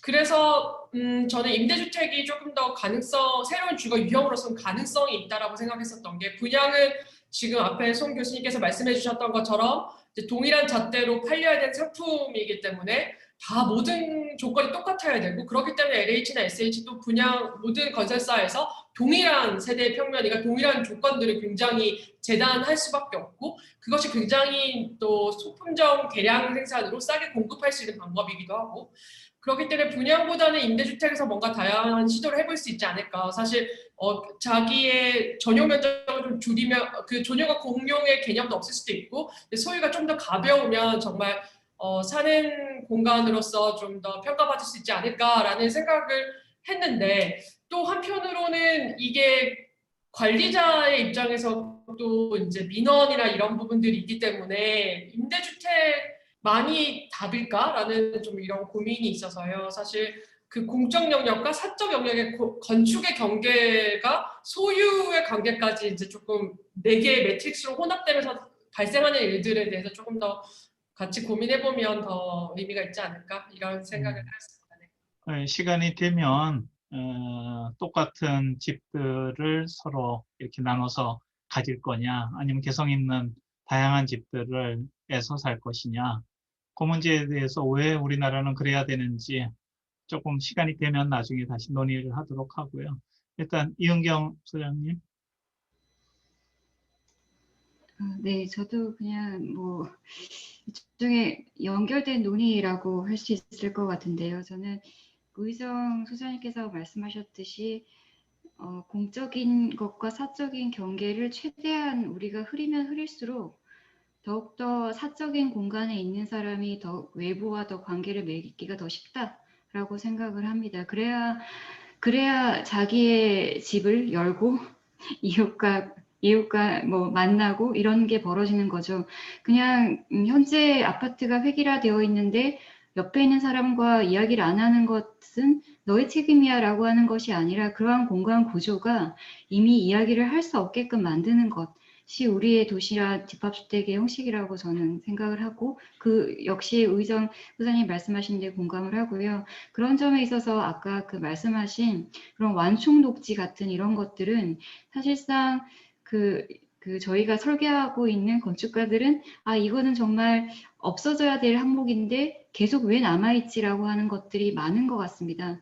그래서 그런 내용들이 오히려 좀 더 구체적으로 집어지고 좀 특히 최근에 다량의 주거를 공급하기 위해서 용적률을 상향한다라고 하는 조금 뭔가 두려운 그래도 되나라고 하는 어떤 질문이 이제 이어지는 부분이 있는데 오히려 어떻게 지금 이 단계에서 현재 있는 그런 그러니까 공동체가 가지고 있는 그런 닫힐 수밖에 없는 그런 여러 가지들을 좀 개선하는 부분을 제안해서 그게 반영될 수 있을까? 예를 들면 용적률을 상향한다고 하는데 사실상 부대복리시설 혹은 커뮤니티 시설은 용적률에 들어가기 때문에 아무리 용적률이 상향이 돼도 주거는 늘어나겠지만 이러한 시설들은 늘어나지 않는다. 혹은 지하로 들어간다. 뭐 이런 것들이 발생하지 않을까라고 하는 그런 우려들이 있었어요.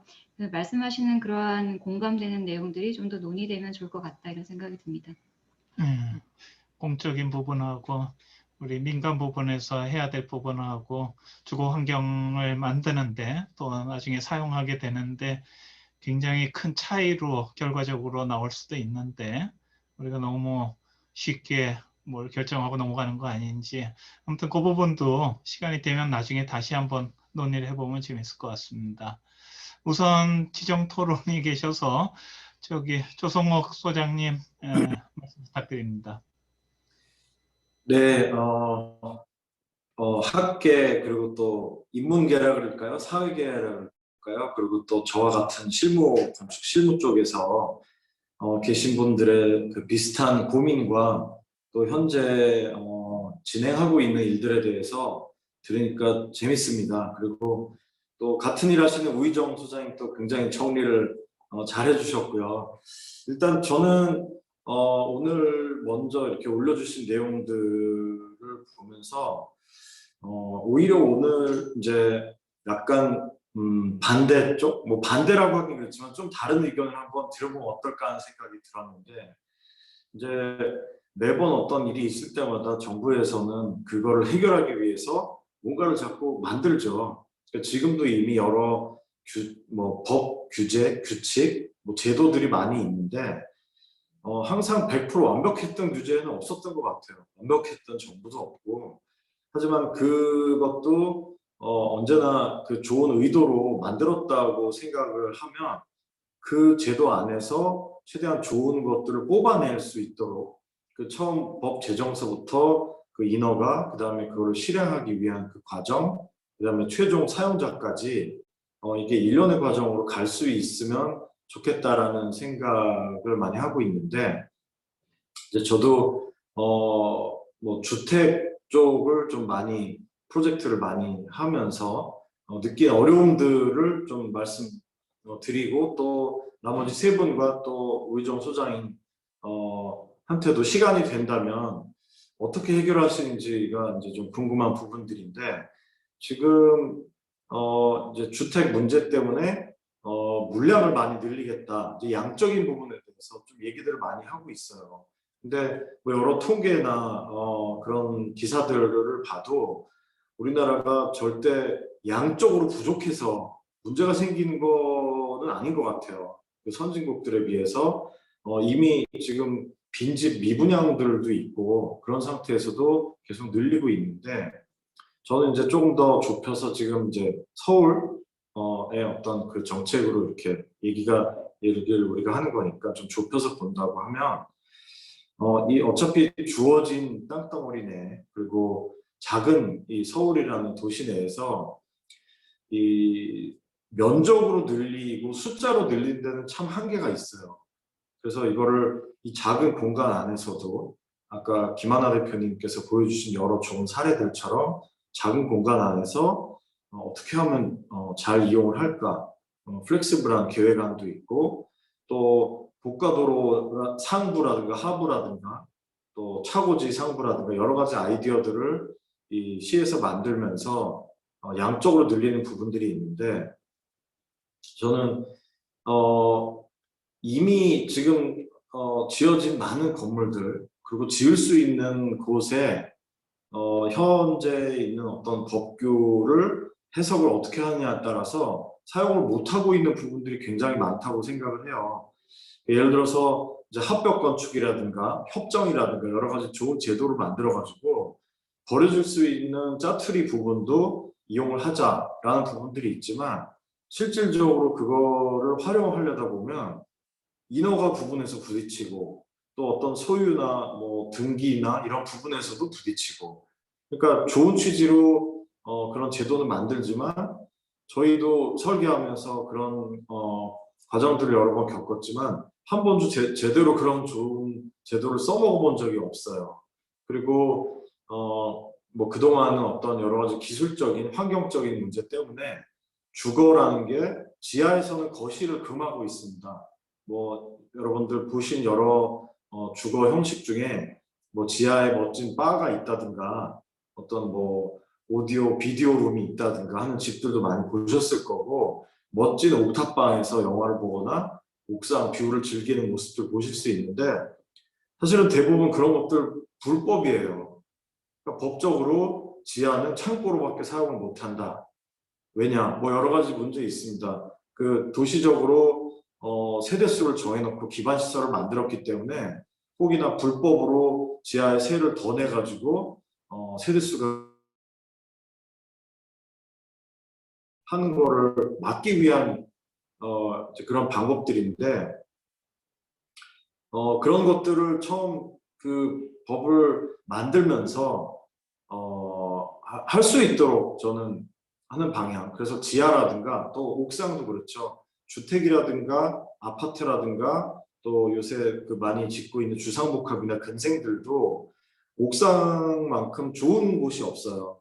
향도 좋지만 그 조망권이라는 걸로 치면 옥상이 굉장히 좋은 곳인데, 그런 것들을 최대한 사용을 못하게 하는 거죠. 물론 사용할 수는 있어요. 거기를 층으로 만들어서 면적에 넣고 층수로 넣으면 되는데, 그냥 현재 옥탑으로만 만들어 놓은 그런 부분들이 과거에는 불법 옥탑방이라든가 이런 거를 많이 이용하고 있는데, 사실 찾아보면 그런 땅이라든가 건축적으로 곳곳에 우리가 조금 더 잘 활용할 수 있는 부분들이 많이 있는데, 그런 것들을 법적으로 또는 현실적으로 많이 무시를 하고 자꾸 뭔가 새로운 것들만 만들려고 하는 경향이 있어요.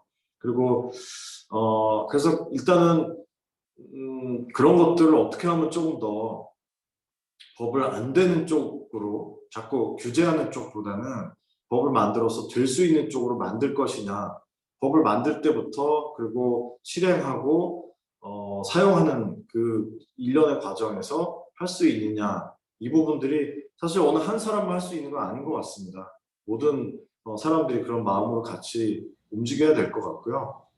또 지금 전반적으로 이 주택 수를 양적으로 늘리고, 또 특히 청년 또 1인 가구들을 위해서 작지만 좋은 공간들을 만들어 주려고 하는 부분이 있는데, 이게 약간 이제 지금 정부의 방향하고도 맞아서 그런 것 같지만, 저는 거꾸로 대한민국이 자본주의 국가이기 때문에 자꾸 어떤 사회성이나 공공 임대 쪽보다는 이게 작지만 내가 이거를 소유하고 싶은 마음도 좀 많이 반영을 해주면 어떨까 하는 생각이 좀 듭니다.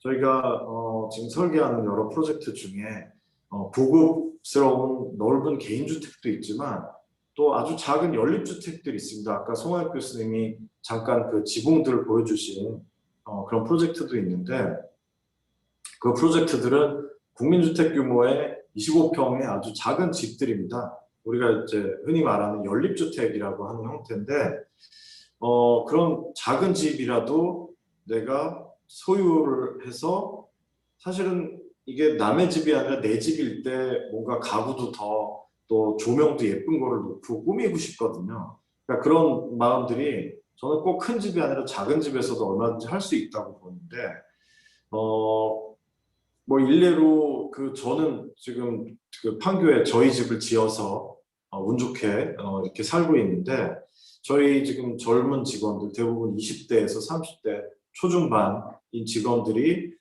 집에 와서 보면 부럽기도 하고 놀랍기도 하고 나도 하고 싶다라는 생각을 하는데 저는 그렇게 농담으로 그렇게 얘기했습니다. 야, 집 지으려면 일단 우리나라에서는 결혼을 해야 돼. 서로 돈을 모아야지 돈이 없어서 지을 수가 없다. 땅도 못 사고 건축비도 없고. 근데 이제 직원들 중에는 혼자서는 집을 못 짓나요? 꼭 가족이 있어야 되나요? 라고 얘기를 하는데 저는 그 부분이 되게 중요하다고 생각해요. 일본처럼 우리보다도 훨씬 더 작지만 예쁘고 좋은 집들을 많이 짓는 그런 나라들을 보면 그 집 짓는 과정이 우리처럼 그렇게 복잡하고 어렵지가 않습니다. 물론 뭐 일본 같은 도쿄 중심이라든가 우리 같은 서울 중심지에 집을 짓는다는 거는 땅값 자체가 비싸기 때문에 쉽지는 않지만 정말 한 10평짜리 땅에 아주 작지만 예쁜 집을 짓고 싶다 이런 분들이 있어요. 근데 그런 집을 짓는 데 있어서도 이런 앞서 말씀드린 여러 가지 규제와 어떻게 하면 안 되게 하는 쪽 때문에 그런 작은 집 하나 지으려면 엄청난 투쟁을 해야 됩니다. 그러니까 그 과정에서 가장 첫 번째 일선에 있는 우리 건축가들이 같이 투쟁을 해주면 그나마 좋은 집을 하나 만들 수가 있고 세 번째 단계인 시공사를 만나서 거기서도 잘못되면 그 꿈이 깨지기 일쑤인데 자꾸 뭔가 새로운 걸 만들기보다는 현재 우리가 더 잘할 수 있는 거를 좀 더 풀어주고 할 수 있으면 어떨까라는 생각에서 지금 뭐 현재 나오는 여러 사회주택이나 이런 부분들 이미 이은경 소장이 많은 좋은 프로젝트들을 만들어가고 계신 것도 보고 있는데 그 과정에서 저같이 이렇게 부딪히는 어려움들이 또 있으셨을 것 같고 또 이 법 제정하는 부분이나 또 이 어떤 규제들을 만드는 데 있어서도 또 교수님, 통합 교수님이나 뭐 아마 이재용 교수님도 많이 관여하실 수도 있고요. 그런 부분에서 또 부딪히는 어려움들도 있으실 것 같은데 그런 것들도 좀 궁금합니다. 네. 어떻게 조성 소장님 다 마치셨어요? 네네. 예, 감사합니다. 우리 조성호 소장님이 역시 이제 건축가로서 주택 설계도 하시고 이러다 보니까 건축가적인 시각에서 주거 환경을 좀 잘 만들어주고 어떤 주거 유닛의 평면을 새롭게 또 개발하고 하는 개성적인 어떤 주거들을 공급해주면 우리 주거 환경이 좋아지지 않겠냐 하는 그런 취지의 말씀이신 것 같은데요. 여기서 제가 사실은 궁금한 게 하나 생기는데, 건축가들이 그런 좋은 환경, 좋은 주택, 좋은 아이디어를 제안을 해주면 결국 서울의 그 주택 수요 공급 문제, 주택 가격의 문제, 이런 것들이 해결된다고 그 관료들이 생각해 줄 수 있을까요? 이제 멍청하지 물론 않은데. 네, 이게 뭐 그냥 단순한 문제는 아닌 것 같고요. 전체적인 이제 가격이라든가 물량 부분은 어차피 이미 지금 굉장히 많은 스터디와 그 계획들을 하고 있어서 그렇게 가면 되고 또 이제 한편으로는 또 정말 그런 아무리 뭐 행복주택이라든가 청년주택들을 잘 만들어서 작지만 내가 꼭 소유하지 않더라도 들어갈 수 있다. 뭐 이런 부분을 쉽게 들어갈 수 있는 사람들은 그런 쪽을 선택하면 되는데 저는 이제 약간 그 반대편에 있는 정말 10평짜리 집이지만 나는 이거를 내가 좀 소유를 하고 싶다. 소유를 함으로 해서 조금 더 나다운 집을 만들고 하고 싶다라는 쪽에서 말씀을 좀 더 드린 것 같아요. 그래서 이런 쪽이 해결된다고 해서 집값서부터 모든 것들이 해결된다는 취지로 말씀드리는 건 아니고요. 예. 이제 대부분의 우리가 주거 정책이나 이런 부분들을 논의할 때 이제 이쪽 부분보다는 조금 더 공공적인 부분으로만 많이 치중되는 것 같아서 이쪽에 대한 부분도 해결이 되면 뭐 약간 저는 롱테일 법칙하고 뭐 1대1로 적용이 될지 모르겠지만 이 큰 부분이 있다 그러면 저는 작지만 다양하고 많은 부분들도 있다고 생각하는데 그런 부분들도 그 많은 포션이 해당이 될 것 같아요. 예. 예. 예. 예. 김하나 소장님. 네, 저는 아까 이일경 소장님께서 말씀하신 그 주거의 용적에 대해서 좀 같이 논의하면 좋겠다는 생각이 있는데, 저도 보통 지역지구에서 주거는 200%, 상업은 뭐 600에서 800%, 공자는 400% 이렇게 저희가 이제 용도에 따른 용적에 좀 익숙한 부분이 있는 것 같습니다. 그래서 주거의 적절한 용적이 200이고 이것보다 좀 높아지게 되면 조금 이 밀도가 높아지는 것들에 대한 압박이나 부담을 많이 느끼고, 이게 정말 이렇게 용적률을 전체적으로 도시가 지금 주택 가격이 굉장히 많이 오르고 있고 땅값이 정말 많이 오르니까 용적을 올리는 것 말고는 저렴한 주거를 공급할 수 있는 방법이 없기 때문에 지금 용적이 전체 도시 주거에서 올라가는 건 어쩔 수 없는 상황이 아닌가라는 좀 사실은 그런 판단도 하고 있습니다. 그래서 저도 맨 처음에 주거를 그냥 이런 논의 없이 용적률을 높이는 거에 대해서 굉장히 불만이 많았었는데, 최근에는 오히려 이런 흐름을 거스를 수 없다면 그 밀도에도 질이 있다. 그래서 질적 밀도, 이 용적률의 밀도를 결국 디자인하고 잘 만들 수 있는 것은 건축가가 할 수 있는 역할이기 때문에 오히려 이렇게 전체적인 도시의 밀도가 올라가는 이 시점에서 이런 밀도의 질에 대한 것들을 저희가 외면하지 않고 좀 더 연구하고 이제 목소리를 내고 이 질적 밀도를 좋게 할 수 있는 방향으로, 사실 지금은 코드 이런 규제라는 것이 굉장히 1차원적인 그런 색깔 공부하는 것 같은 거기 때문에 저희는 공간을 다루고 3차원적인 그런 규제에 대한 얘기를 할 수 있어서 이런 사례를 통해서 좋은 사례를 통해서 이런 것들을 좀 보여준다면 유의미한 결과가 나오지 않을까. 지금은 사실은 정책을 하시는 분들도 평가를 몇 호 했냐, 몇만 호 했냐, 그래서 그렇게 이제 승진을 하고 거기로 평가를 받기 때문에 이렇게 계속 공급 위주의 얘기만 한다고 한다면 어떤 사례 중심의 지적 평가의 기준을 좀 만들고 대표할 수 있는 좋은 공동주택 사례 단지를 만든다면 저는 조금 변화를 이끌 수 있지 않을까라는 작은 기대를. 네. 예. 송하엽 예, 저도 이제 김하나 그 소장님 의견에 동의하는데, 제가 최근에 이제 그 이화여대 앞을 한번 가봤어요. 갔는데 거기가 이제 상업 지역인데 지금 뭐 500, 600에다가 플러스 썸띵을 받아가지고 거의 뭐 도시 협곡이 만들어지고 있더라고요. 그렇기 때문에 그런 작은 생활형 주택이나 뭐 이런 것들은 많이 막 공급이 10층, 15, 제가 표현하기로는 한 10층짜리 원룸이라고 보시면 돼요. 10층, 15층짜리. 근데 뭐 그러다 보니까 너무 높아지니까 전봇대들 그 선들은 두꺼워가지고 그게 그 도시 협곡에 전봇대가 그냥 이렇게 쑥 지나가서 이거 뭐 진짜 우리 학교 앞이 아니라 다행이다 이런 느낌이 들 정도로 좀 그랬었는데, 그런 게 이제 미리 정말 그런 3차원 지구단위 계획이나 뭐 3차원 용적률을 통해서 뭐 중층 뭐 5층 이상에는 뭐 포디움을 형성하거나 뭐 그런 밀도의 어떤 그런 저희가 입체 도시 건축을 얘기하는데 뭐 건축의 뭐 입체 도시 통합 디자인을 얘기하는데, 그런 미세한 부분에서 뭐 예를 들어서 지금 막 요즘 건축사협회에서도 뭐 일조권을 뭐 이쪽으로 하니 저쪽으로 하니 이렇게 이번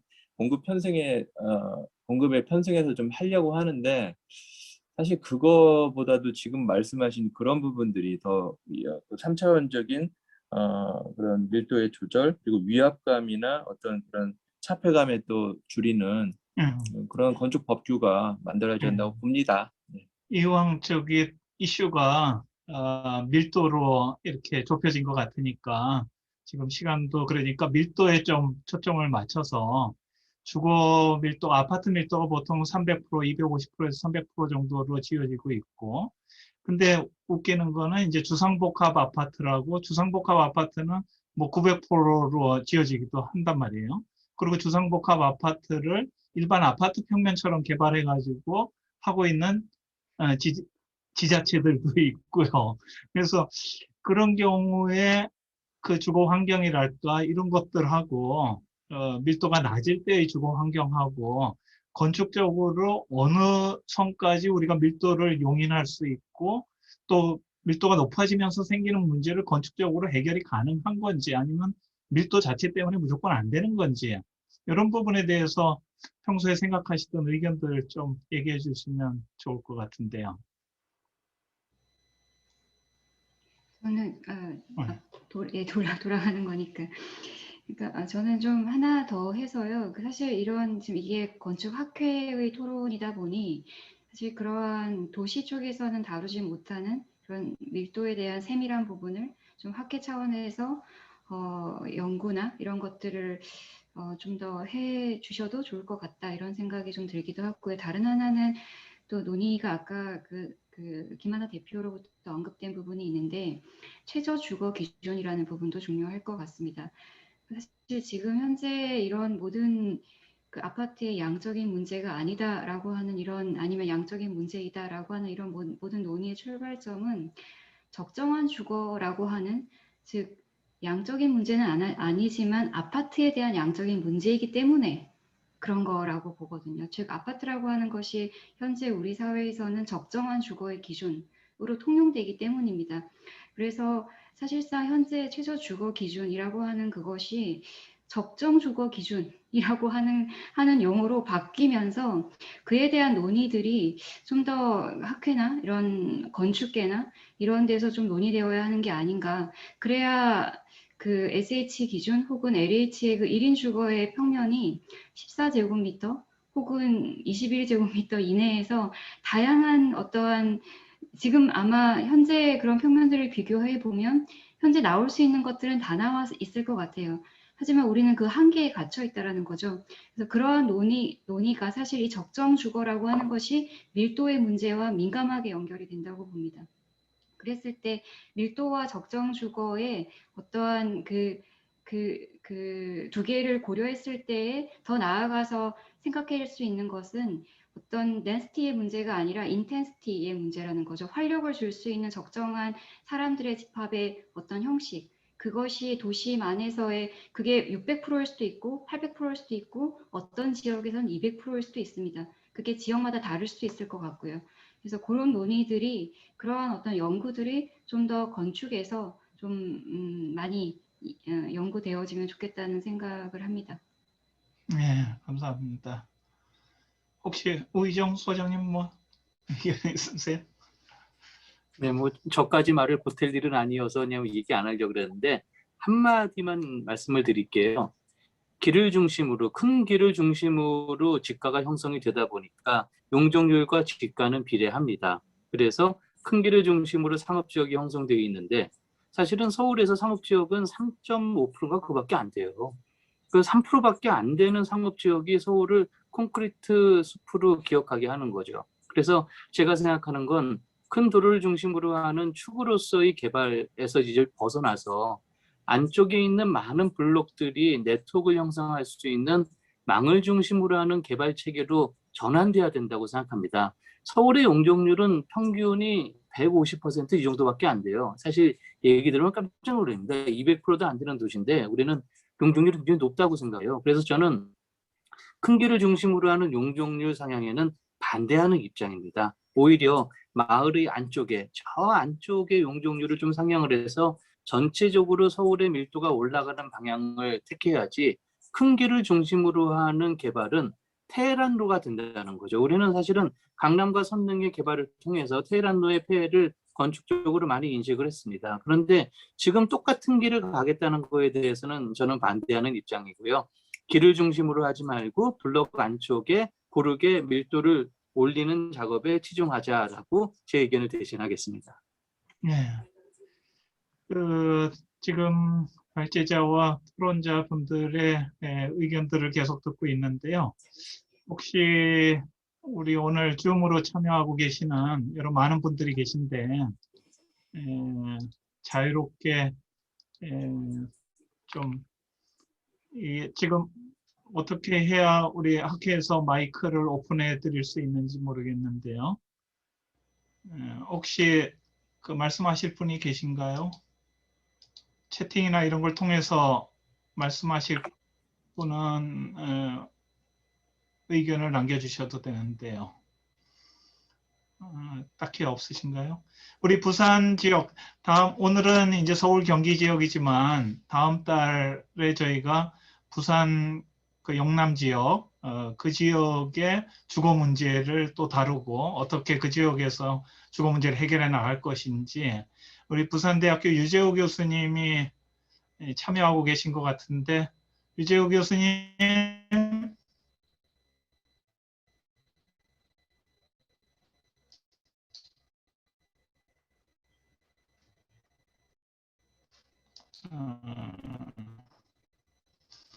유재호 교수님이 연결이 안 되신 것 같으네. 예. 네. 예. 제가 카드가 없어서 저희들 이제 부산의 특성에 맞는 그런 주거 유형과 오늘 말씀하셨던 내용들은 다 굉장히 건축가로서 거주의 문제, 실적의 문제 이런 거에 이야기를 하셨고요. 근데 우리 뭡니까 정부에서 추진하고 있는 주택 공급 확대 방안에 대해서는 애둘러서 말씀하신 것 같은데 그래서 이제 저희들은 조금 더 이제 주택 공급을 적극적으로 할 수 있는 방법에 대해서 발표를 하도록 하겠습니다. 오늘 말씀은 정말로 작품도 좋고 과연 서울에 닿구나 하는 생각이 많이 들었습니다. 그런데 부산 좀 열악한 환경이지만 상황에서 저희들이 지역성을 좀 표현할 수 있는 그런 방법을 발표하도록 하겠습니다. 이상입니다. 예. 예. 저희가 그 학회에서 서울 경기 지역, 부산 영남 지역, 광주 전라 지역, 그다음 충청 지역 대전, 그리고 제주 지역 이렇게 5개권역으로 나눠서 사실 전국을 대상으로 이런 주거 건축 문제를 다루고 있거든요. 주거 건축이 물론 지역성이 얼마나 영향을 줄 수 있는지 그런 부분도 있긴 하지만 최근에 주거 문제가 서울 경기 지역에서 주로 문제가 많이 제기됐지만 우리나라 전체에 살고 있는 국민을 생각을 했을 때는 이 주거 문제가 국가 전체적으로 또 해결돼야 될 문제가 있지 않나 그런 취지에서 이제 지역을 돌아가면서 어떤 상황을 진단해 해결책 오늘 스타트 서울은 어떤 주택 수급 문제보다는 주거의 어떤 질적인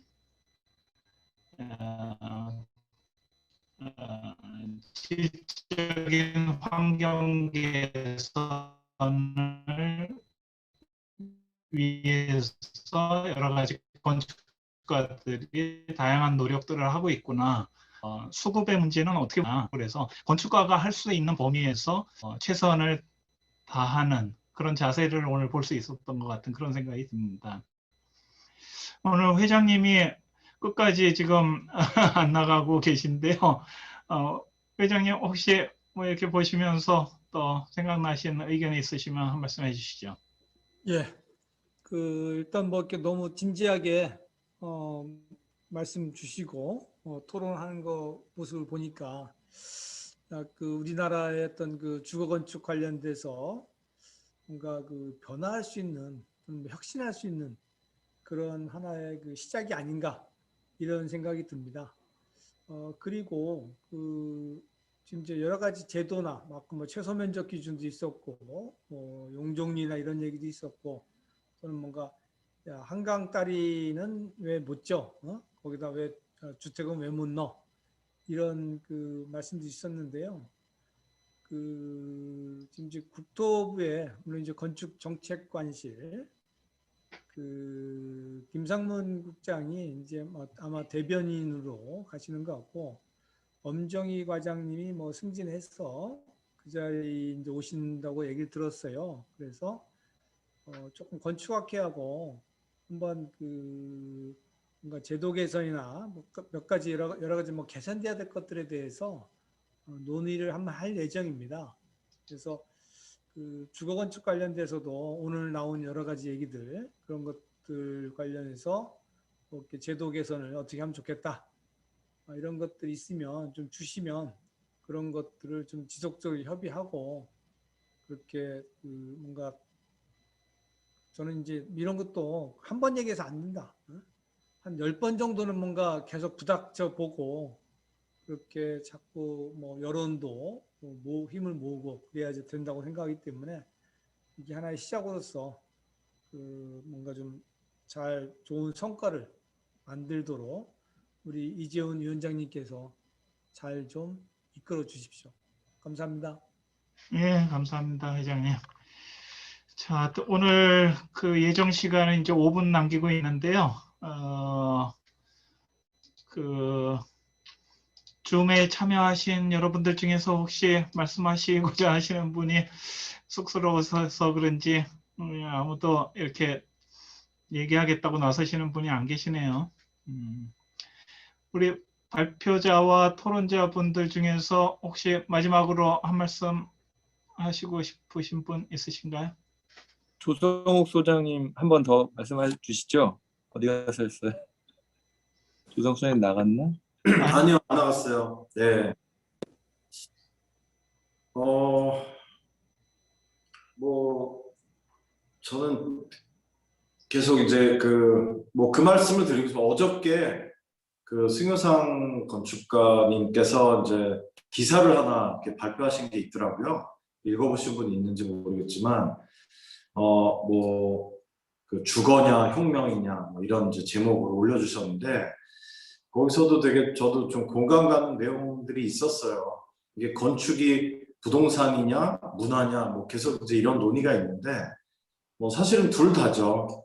근데 좀 더 이렇게 계속 부동산적인 관점으로 자꾸 가는 부분들도 있는데,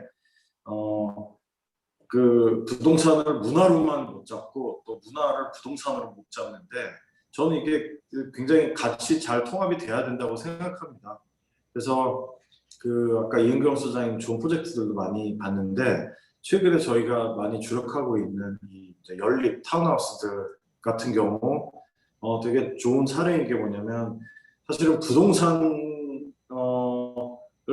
위주로, 그러니까 최대한의 용적과 분양가 최대를 하고 있는 이 디벨로퍼들, 시행사들이 사실은 이제 건축주죠. 그분들이 좋은 마인드로 좋은 건물을 만들려고 해야 되는데, 건축가를 만났을 때 부동산과 문화가 부딪힐 수가 있어요. 근데 부동산도 조금 더 문화적인, 그러니까 그냥 최대한의 용적의 건물을 짓겠다가 아니라 좋은 라이프스타일을 담은 집을 짓겠다라는 마음을 갖고 있고, 거꾸로 건축가도 자꾸 디자인과 라이프스타일만 주장할 게 아니라 이 좋은 디벨로퍼도 수익이 나야 되고, 그러기 위해서는 이 질적으로 좋은 집을 지어줘야 된다는 마음을 갖게 되면 뭐 이게 결국 하나입니다.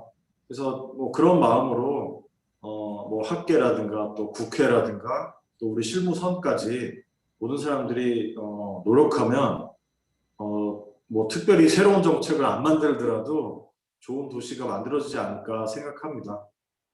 네, 감사합니다. 네. 마지막 결론으로 거의 뭐 이렇게 잘 정리를 해주신 것 같습니다.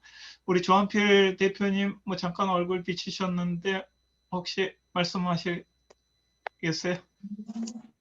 네, 저 오늘 말씀 잘 들었고요. 제가 이제 그 공공 부분 쪽으로 좀 오게 됐습니다. 지금 SH 그 서울주택도시공사의 그 공공개발 전략실장으로 이제 오늘부터 출근해가지고요. 오늘 아주 귀한 말씀 잘 들었고요. 많은 시사점이 있었습니다. 그런 부분들 좀 더 깊이 좀 공공 부분 쪽에서 앞으로 이제 학회 쪽하고 굉장히 이런 공감대를 많이 형성을 해서 좋은 그런 어떤 방향성을 같이 함께 모색해봤으면 좋을 것 같습니다. 아이, 감사합니다. 오늘 조성 소장님이나 우희정 소장님이 제도 개선 부분 말씀하신 거 바로 현장에서 반영될 수 있는 아주 좋은 기회가 된 것 같습니다. 앞으로 우리 발제자분들하고 토론자분들 또 거기에 네트워크되어 있는 여러분들이 사실 주거 프로젝트들을 많이 하면서 겪게 되는 여러 가지 문제점들이 있으니까 그런 것들을 제도 개선을 하는데 많은 도움을 좀 주셨으면 합니다. 감사합니다. 자, 4시 59분입니다. 마지막 멘트를 하겠습니다. 오늘 발표한 이 줌 영상은 건축학회 홈페이지에 게시가 될 예정이고요. 발표자들의 PPT 파일은 일부 이제 조금 공개하기가 어려운 부분들이 있는 부분은 오픈을 하지 못하고요. 일부 이제 발표 자료 중에 공개해도 괜찮은 부분들은 발표 자료까지 공개를 하도록 하겠습니다. 오늘 장시간 이렇게 참여해 주신 우리 발표자 3분하고 토론자 2분, 그리고 줌으로 참여해 주신 한 70명 정도가 참여를 해 주셨는데 지금 이제 건물이라 한 50명 정도 남아 계시네요. 예, 아무튼 장시간 이렇게 참여해 주셔서 감사 인사드립니다. 감사합니다. 이상으로 마치도록 하겠습니다.